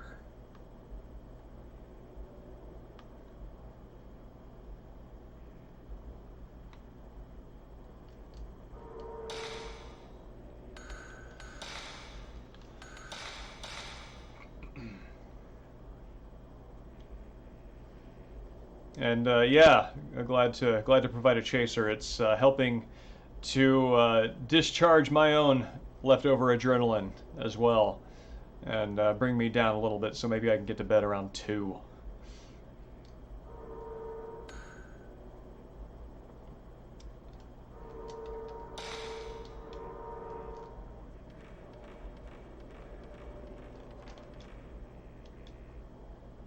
Sealed by a powerful force. Okay. Oh no.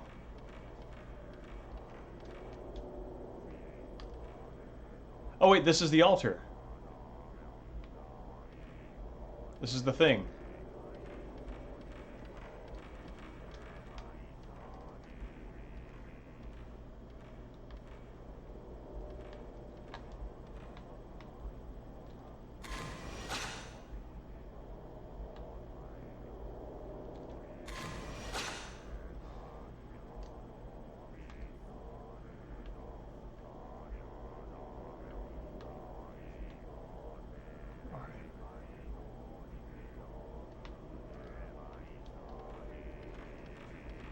It's coming from here.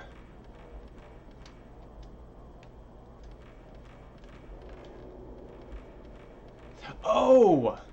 Okay. I gotta put it on the Buddha statues in the right order. That's it. Okay.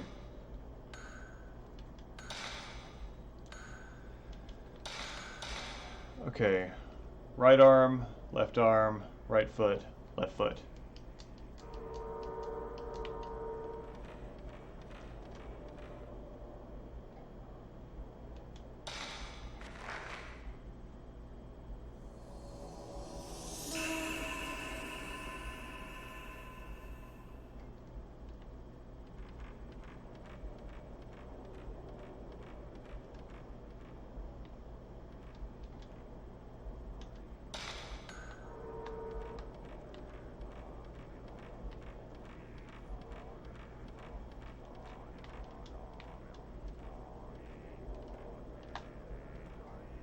I bet if I do this wrong, I get attacked.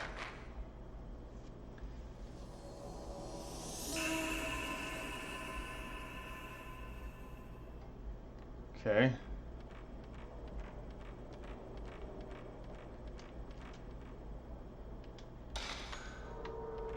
Nope.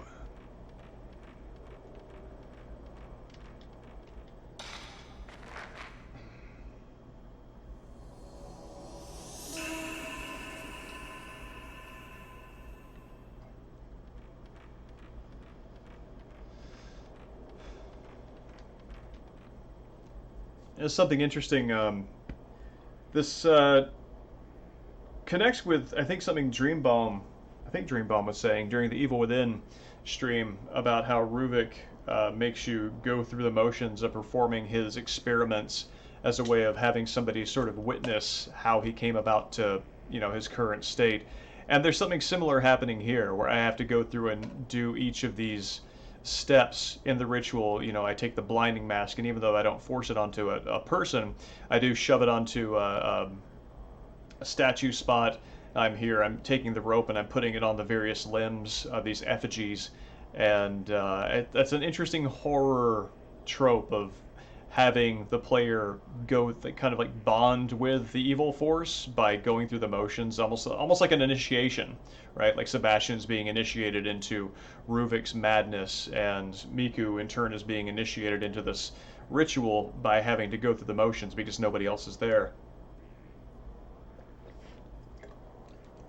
At least nobody with the clarity and sense left to do it.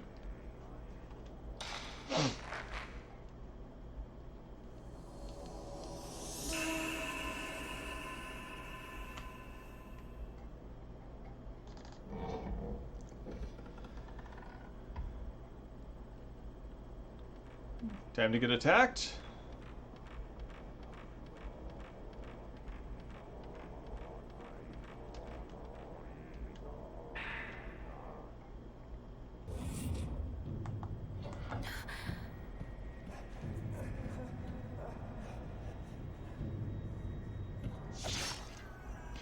Oh! This was the mask that once it was put on the guy's face revealed his true form.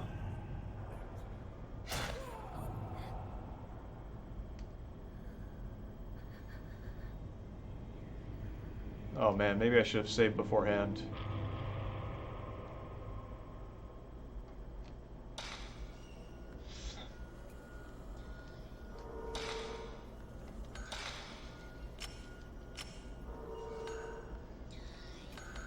Okay. Let's just use this. I've got 7 spirit stones, so I can freeze them in place a few times. Oh!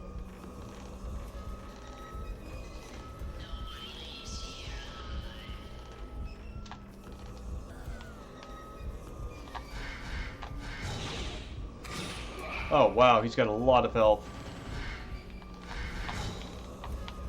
Ah!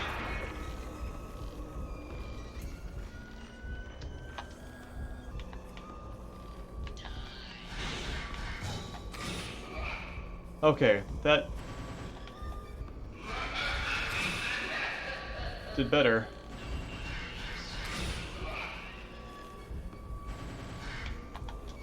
What did he do? What's happening?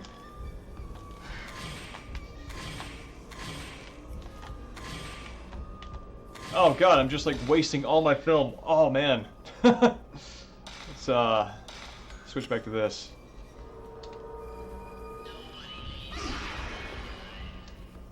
Oh no, how far back do I have to go? Yeah, so when he hits you with that thing, your third person view scrambles, and you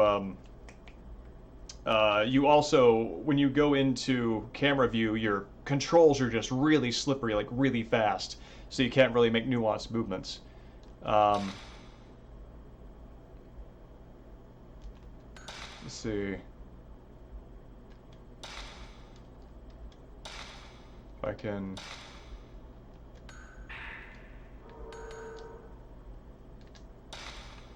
Okay, I don't have any space to save a thing. So, yeah, I guess I will grab these later off the recording.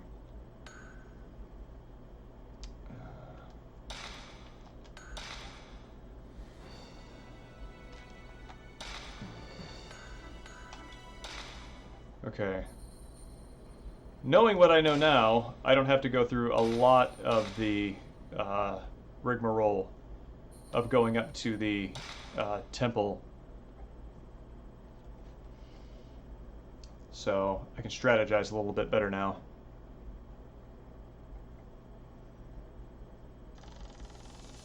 Oh no, wait, this is not the right one.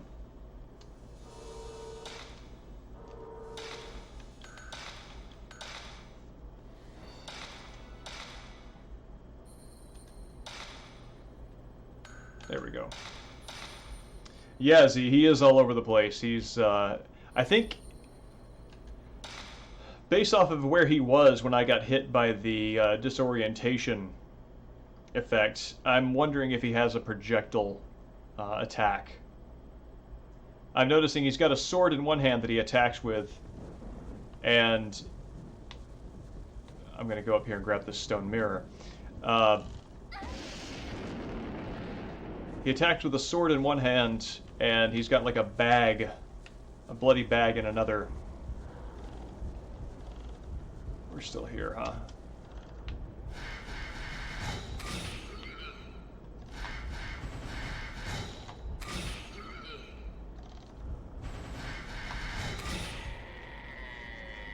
This is Miku, banning trolls from her Twitter feed.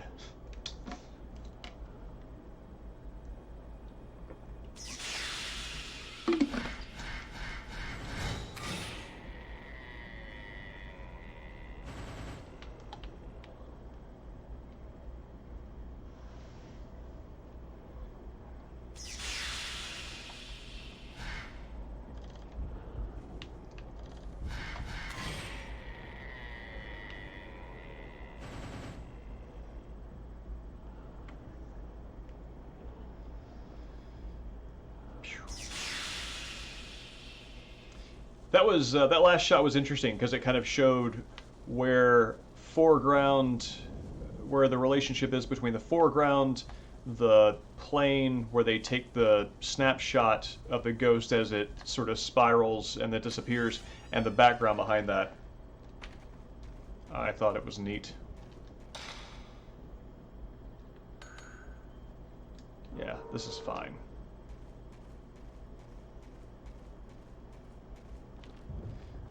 Need to get another PS2. Too many good games on there that aren't backward compatible. I agree. I think getting another PS2 is a fine idea, and despite the fact that it was hard to keep them working when they were new, the ones that remain seem to be in pretty good order. The one that I've got right now suffered a bit of heat damage from its previous owner. Yes, that's definitely worth coming back for. But it's still in fine shape.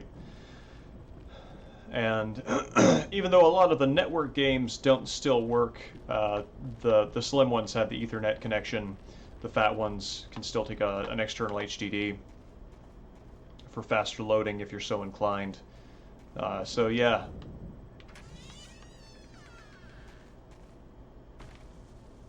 Actually, I picked up a game off of eBay the other day called Shadow of Destiny, which I played a friend's copy like a couple of years ago on this PS2, and so I still have the original that save file, but didn't actually own the game myself.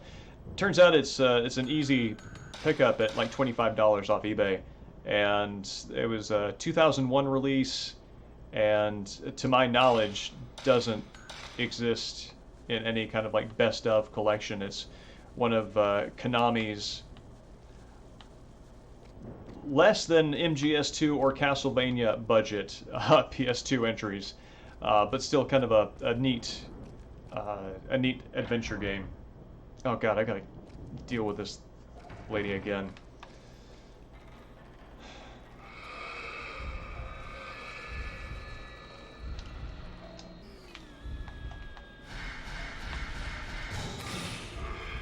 Or maybe just whatever this guy's about.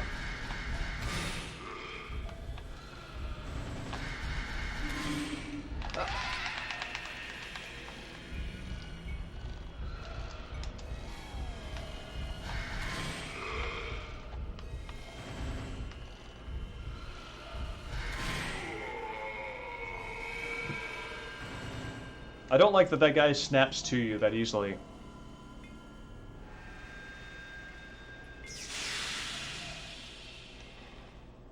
And there's my blood spot. Okay, so it just comes and goes on its own.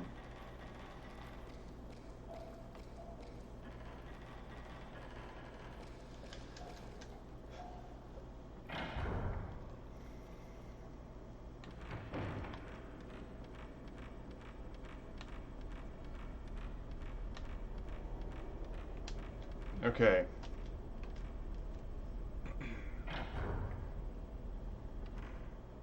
Let's do it.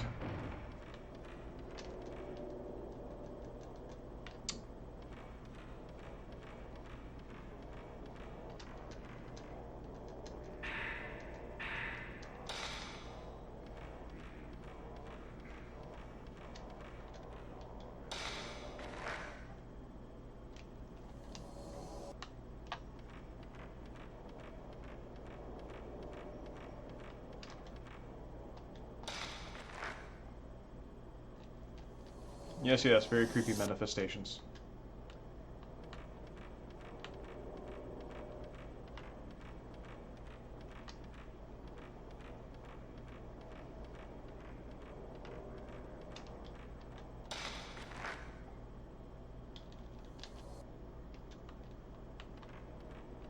Oh, cool. That's the rope is. I guess it's 4 pieces of rope. I thought that it was just a single piece.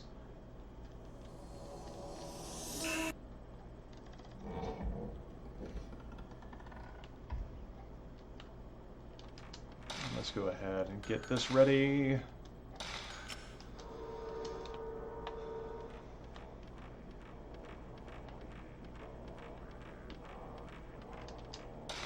And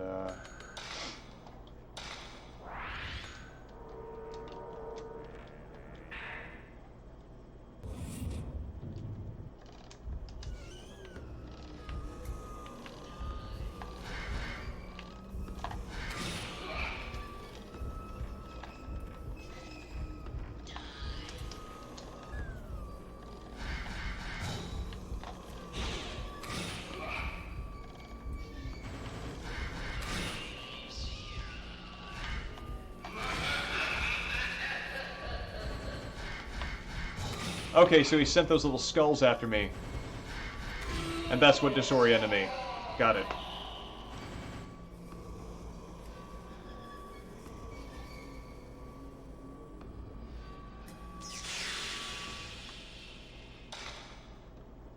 Okay, we'll be dealing with him again, I'm sure.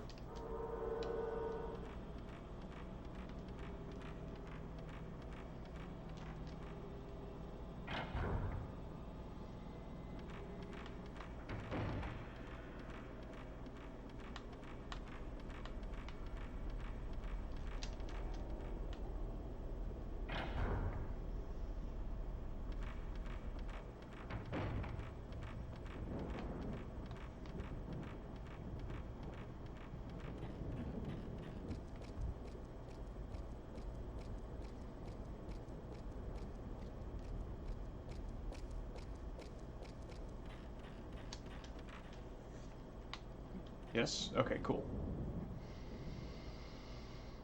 Okay. 7 more moves.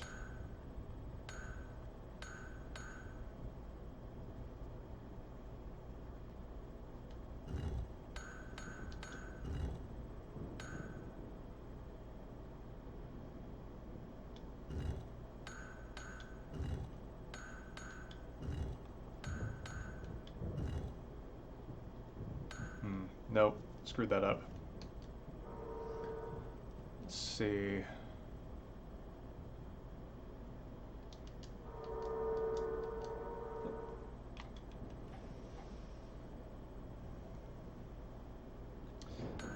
So the one at the bottom is the one that needs to be free.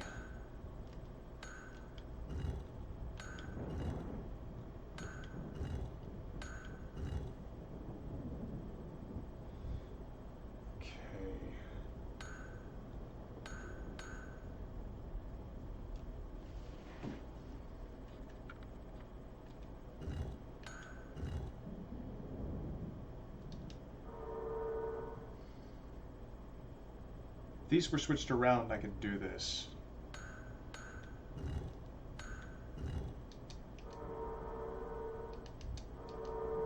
Okay.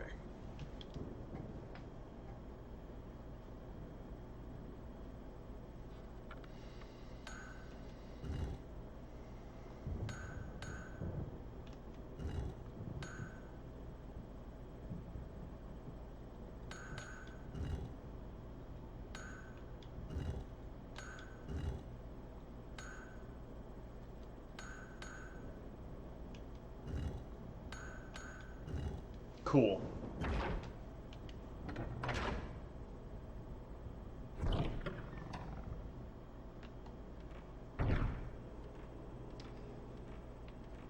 What is this?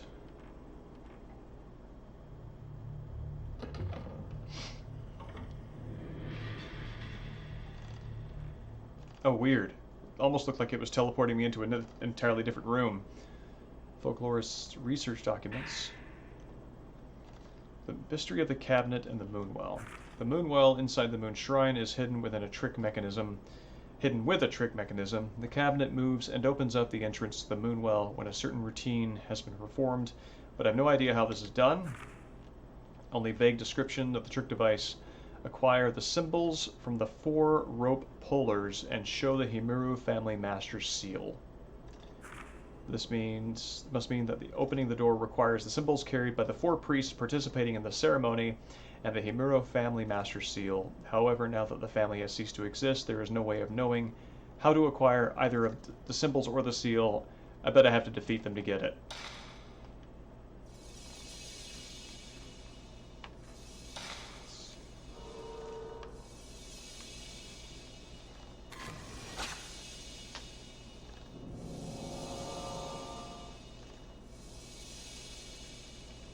Okay, I know where that is.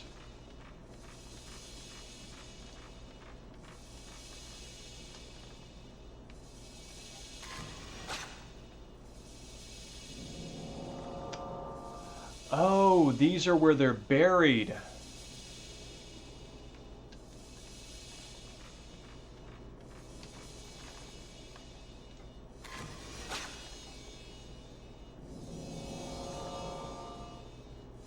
Okay, one of them's right outside.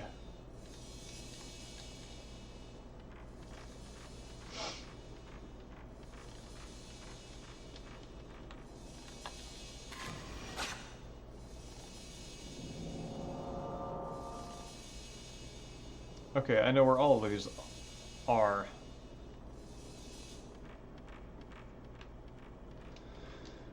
And probably gonna get into a fight right as soon as I leave here.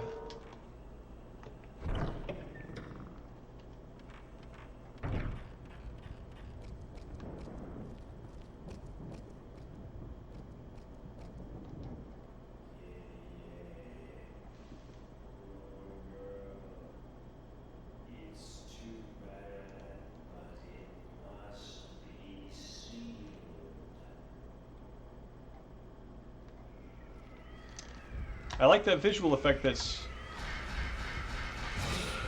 added onto the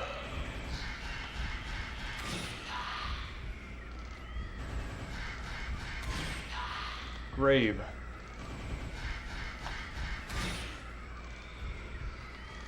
What?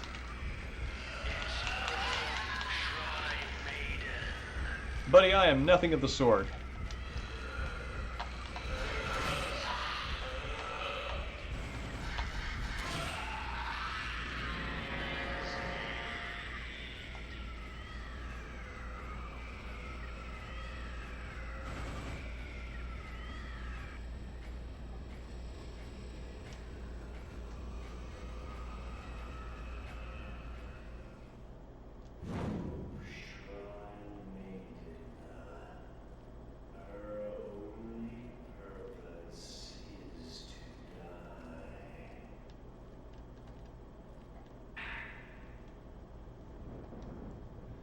Kyrie has been acting strangely ever since she met the young guest. I do not suppose she is attracted to him.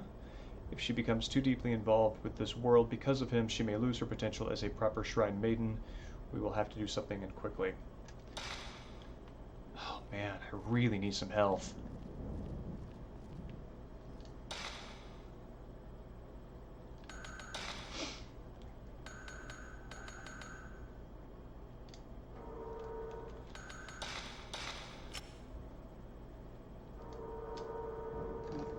Excuse me.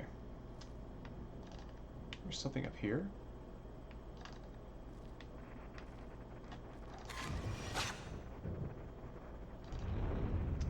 Oh, yay. Oh, wow. So, yeah, all the people who died around here, their ghosts have retreated to their final resting places. It's probably, what's her name? Naomi? Hirosaka?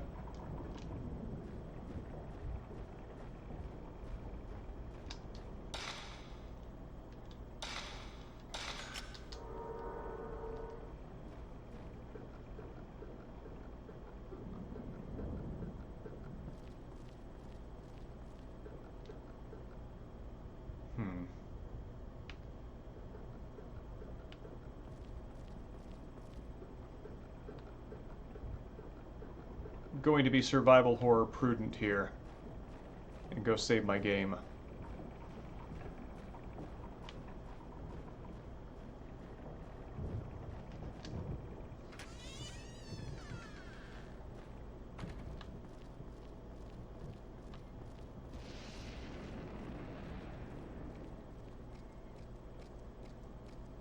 And that works out because there is a save point right next to one of the locations I've got to go for combat anyway.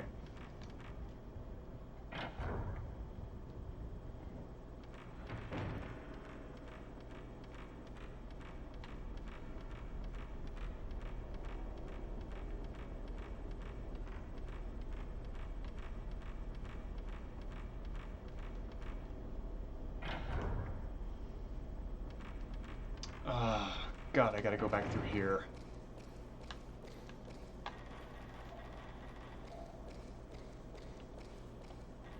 Yep, just the old pooling blood cloud. Everything's fine.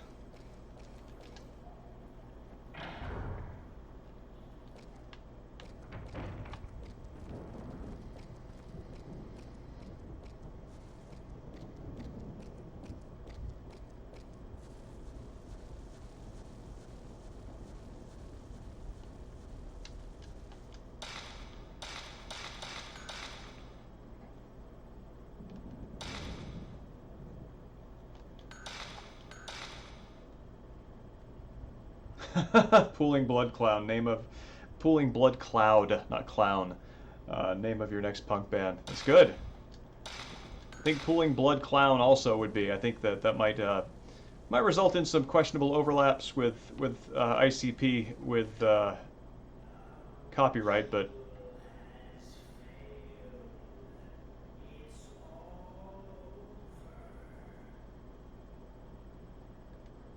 yeah. But I think your blood cloud is better.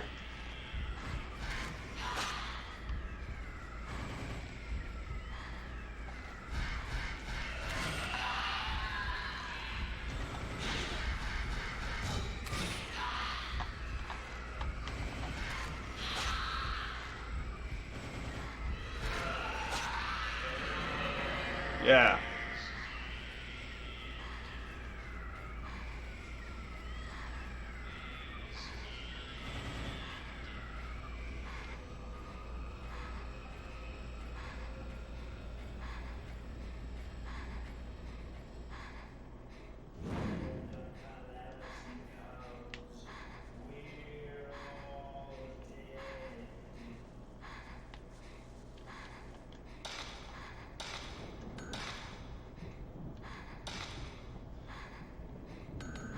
I do like how they work the rhythm of Miku's injury sound effects into the music during combat.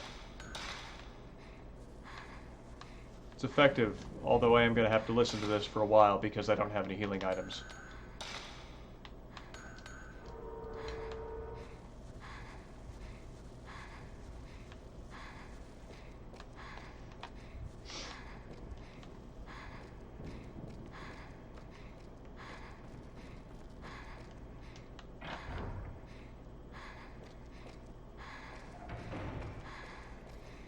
Oh, great, it's even louder in here.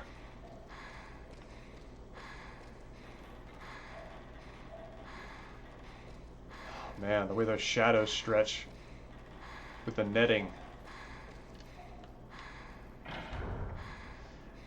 Her frightened breath is awesome. Yeah, I agree. The ambience in this game and the way that it uses contextual sounds is really effective.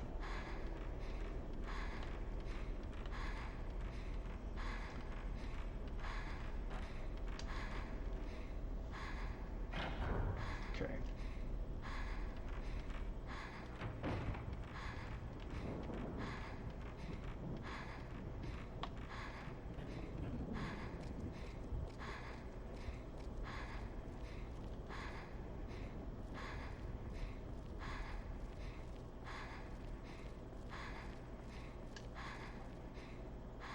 Was I supposed to pick something up from that guy?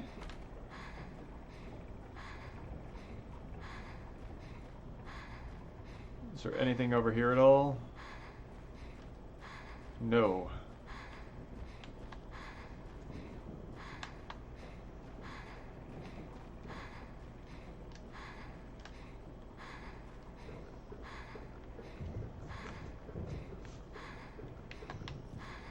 Okay, number 3.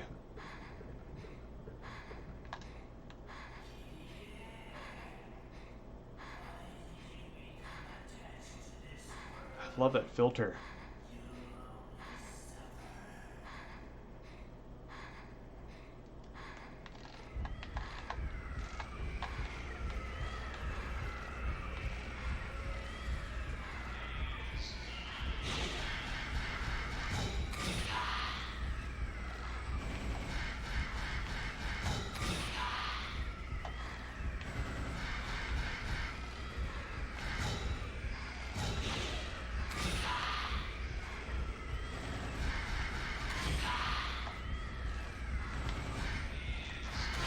Whew. Oh man.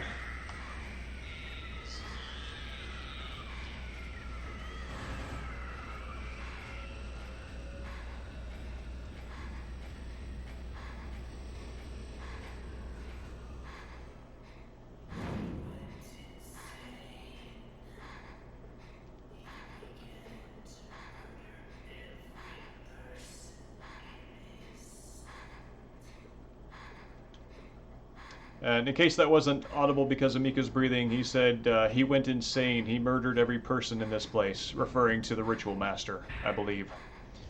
We follow the master's orders and hit the guest. I told Kyrie our guest had gone home. We'll have to carry the body far, far away so that Kyrie never finds out. I felt sorry for the poor man, but what else could I do? We priests must protect the rope shrine maiden at all costs. Okay, so she fell in love with a visitor, and whether they consummated or not, it seems that her interest in him at all compromised her integrity as an acceptable, pure sacrifice divorced from the world. Talk about a slippery slope.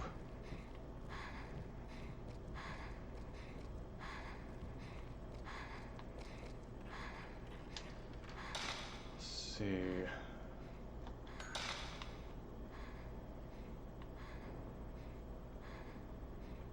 I'm pretty sure there's a notebook left on the ground over there.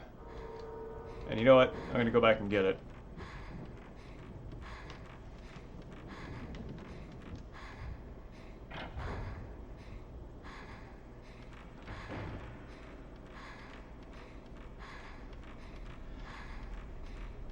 Miku's breath is actually a really good indicator of what kind of like sound filters each environment has, because I'm noticing more echoes in this room.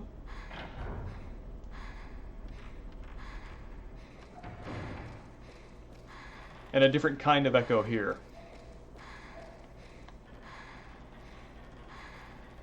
But when it's outside, there's nothing.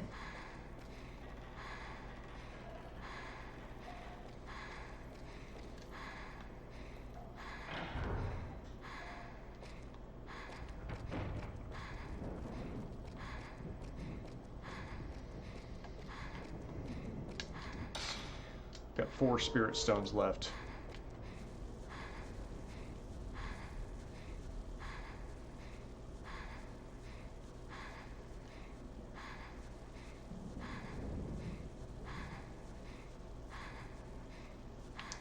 Is this it? Yeah, this is it.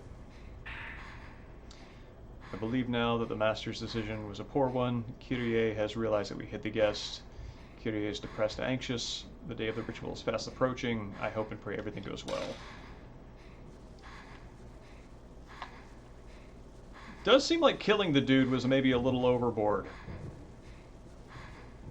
I mean, I get that you're already in tricky ethical territory with the whole ritual sacrifice business, but it does seem that you would not want to compound that unnecessarily.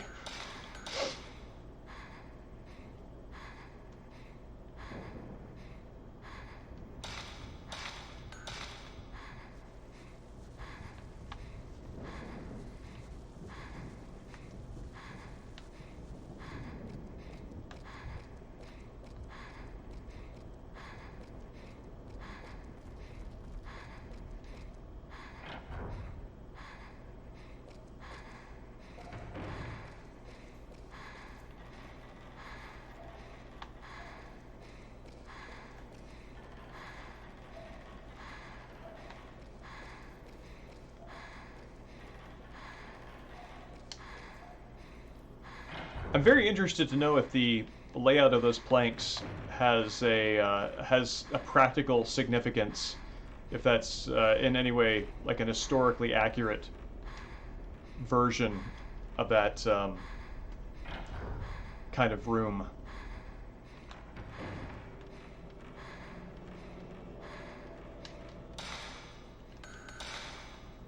Okay, this is where it is.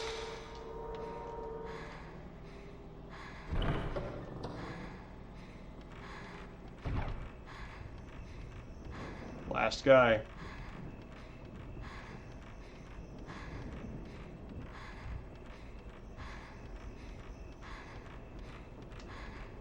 Oh man, all the masks are back.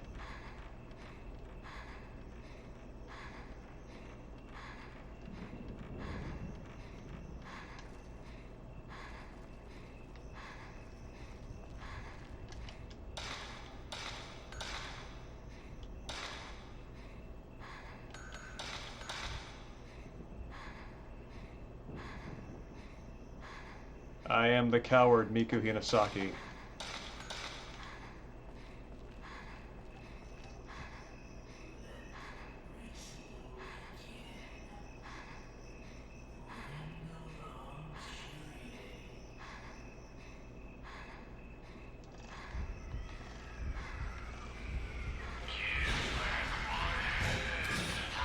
Oh, he cut off their heads.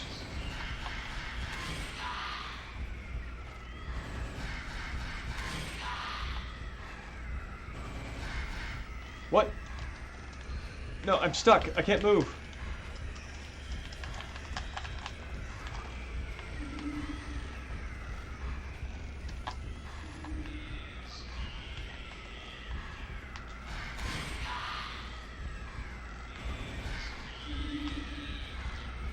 Ah.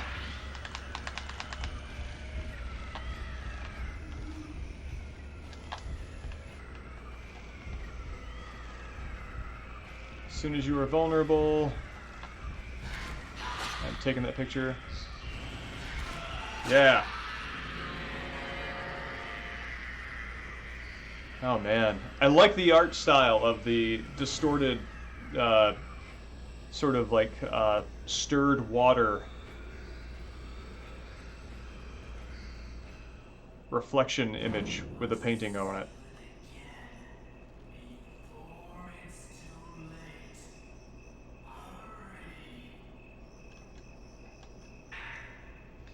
The ritual failed. The mansion is filled with the malice, and that malice has made the master lose his sanity. Who would have thought this calamity would happen? It is all over now. There is no telling what will happen unless we find a way to close the gate before it opens completely.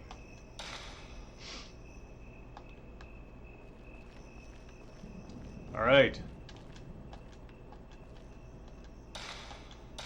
Time to check out that room.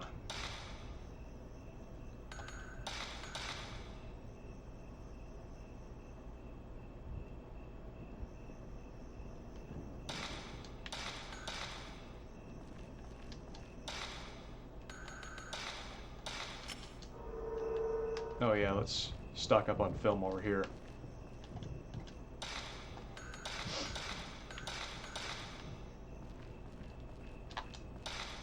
Good. The amount of time I spend going back and forth between the UI and the field of play in this is, it feels more than I like, but I also find that I continue to do it about as frequently on Fatal Frame 4. For somewhat different reasons, but this game's sort of dependence on the UI. I don't know. I wish I didn't have to do it as much, but I'm not sure how else it would work with item management. I say this as somebody who dislikes real-time item management in a game that has somewhat cumbersome combat and controls otherwise. Yep, this way.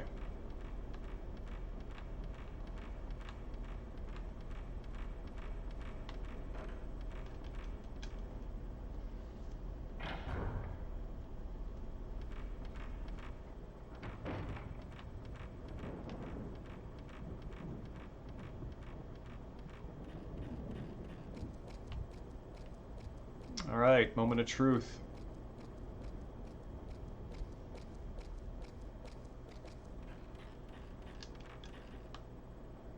I think it's kind of wild that they let me go all the way up to that Shinto shrine that has nothing for me there, and go in there and get jumped by a ghost.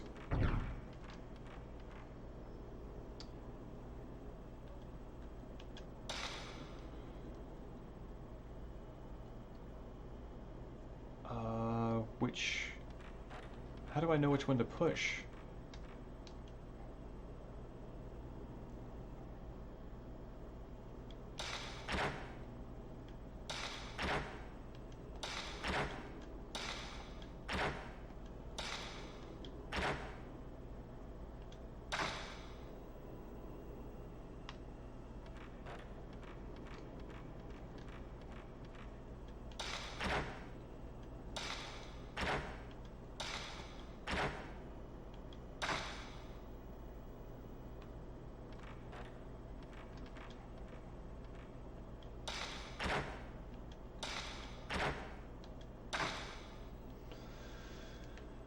Here we go.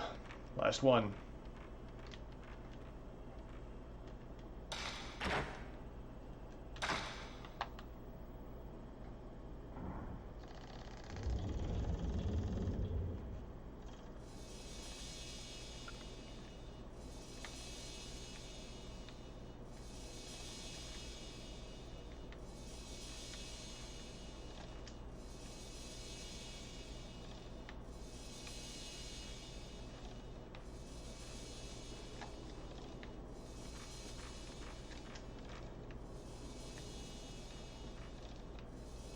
Oh, hey, up there maybe.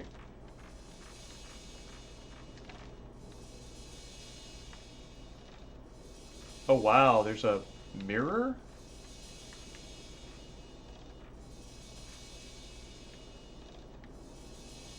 Oh hey, there we go.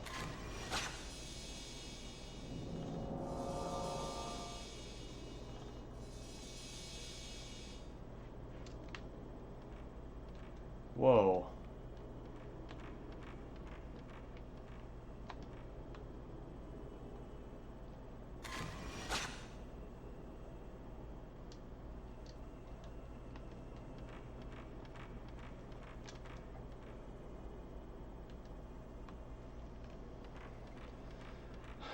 I think Miku has the same Sanskrit letters on the sort of choker around her collar.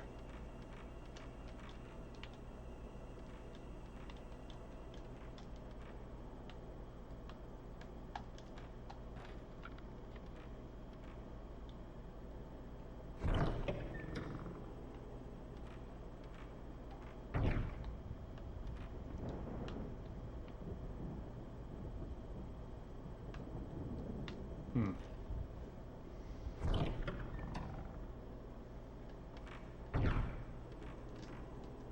I feel like something is left undone here, but I'm not sure what.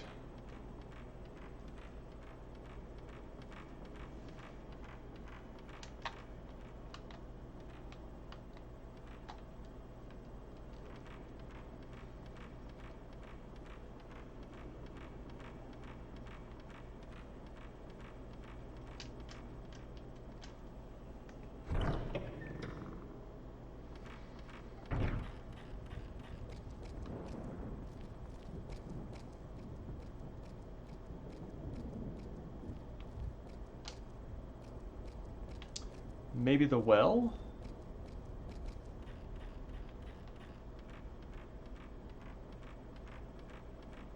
No, I think the well is the is underneath all that rigmarole back there.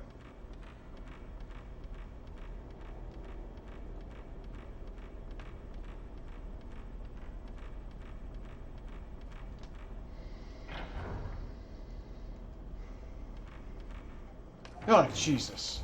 This one.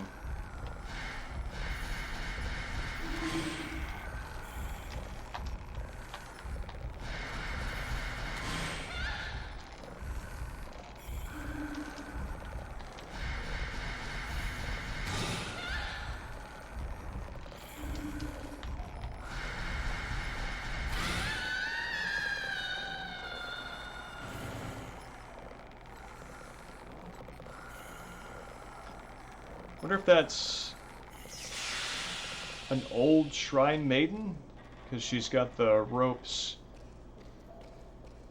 bound to her wrists.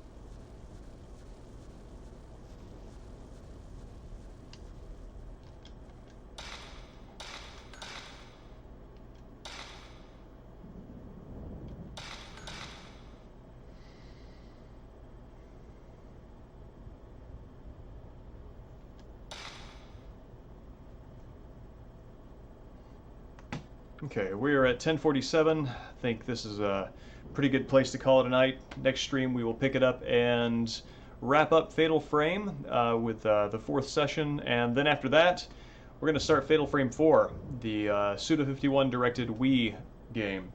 So, yeah, anybody who wants to come by on Saturday, we're going to be wrapping up Evil Within 1 and then jumping into some of the Evil Within DLC. That's going to be a good time. And yeah, I hope you have a great night and be well and recover from the debate as you must.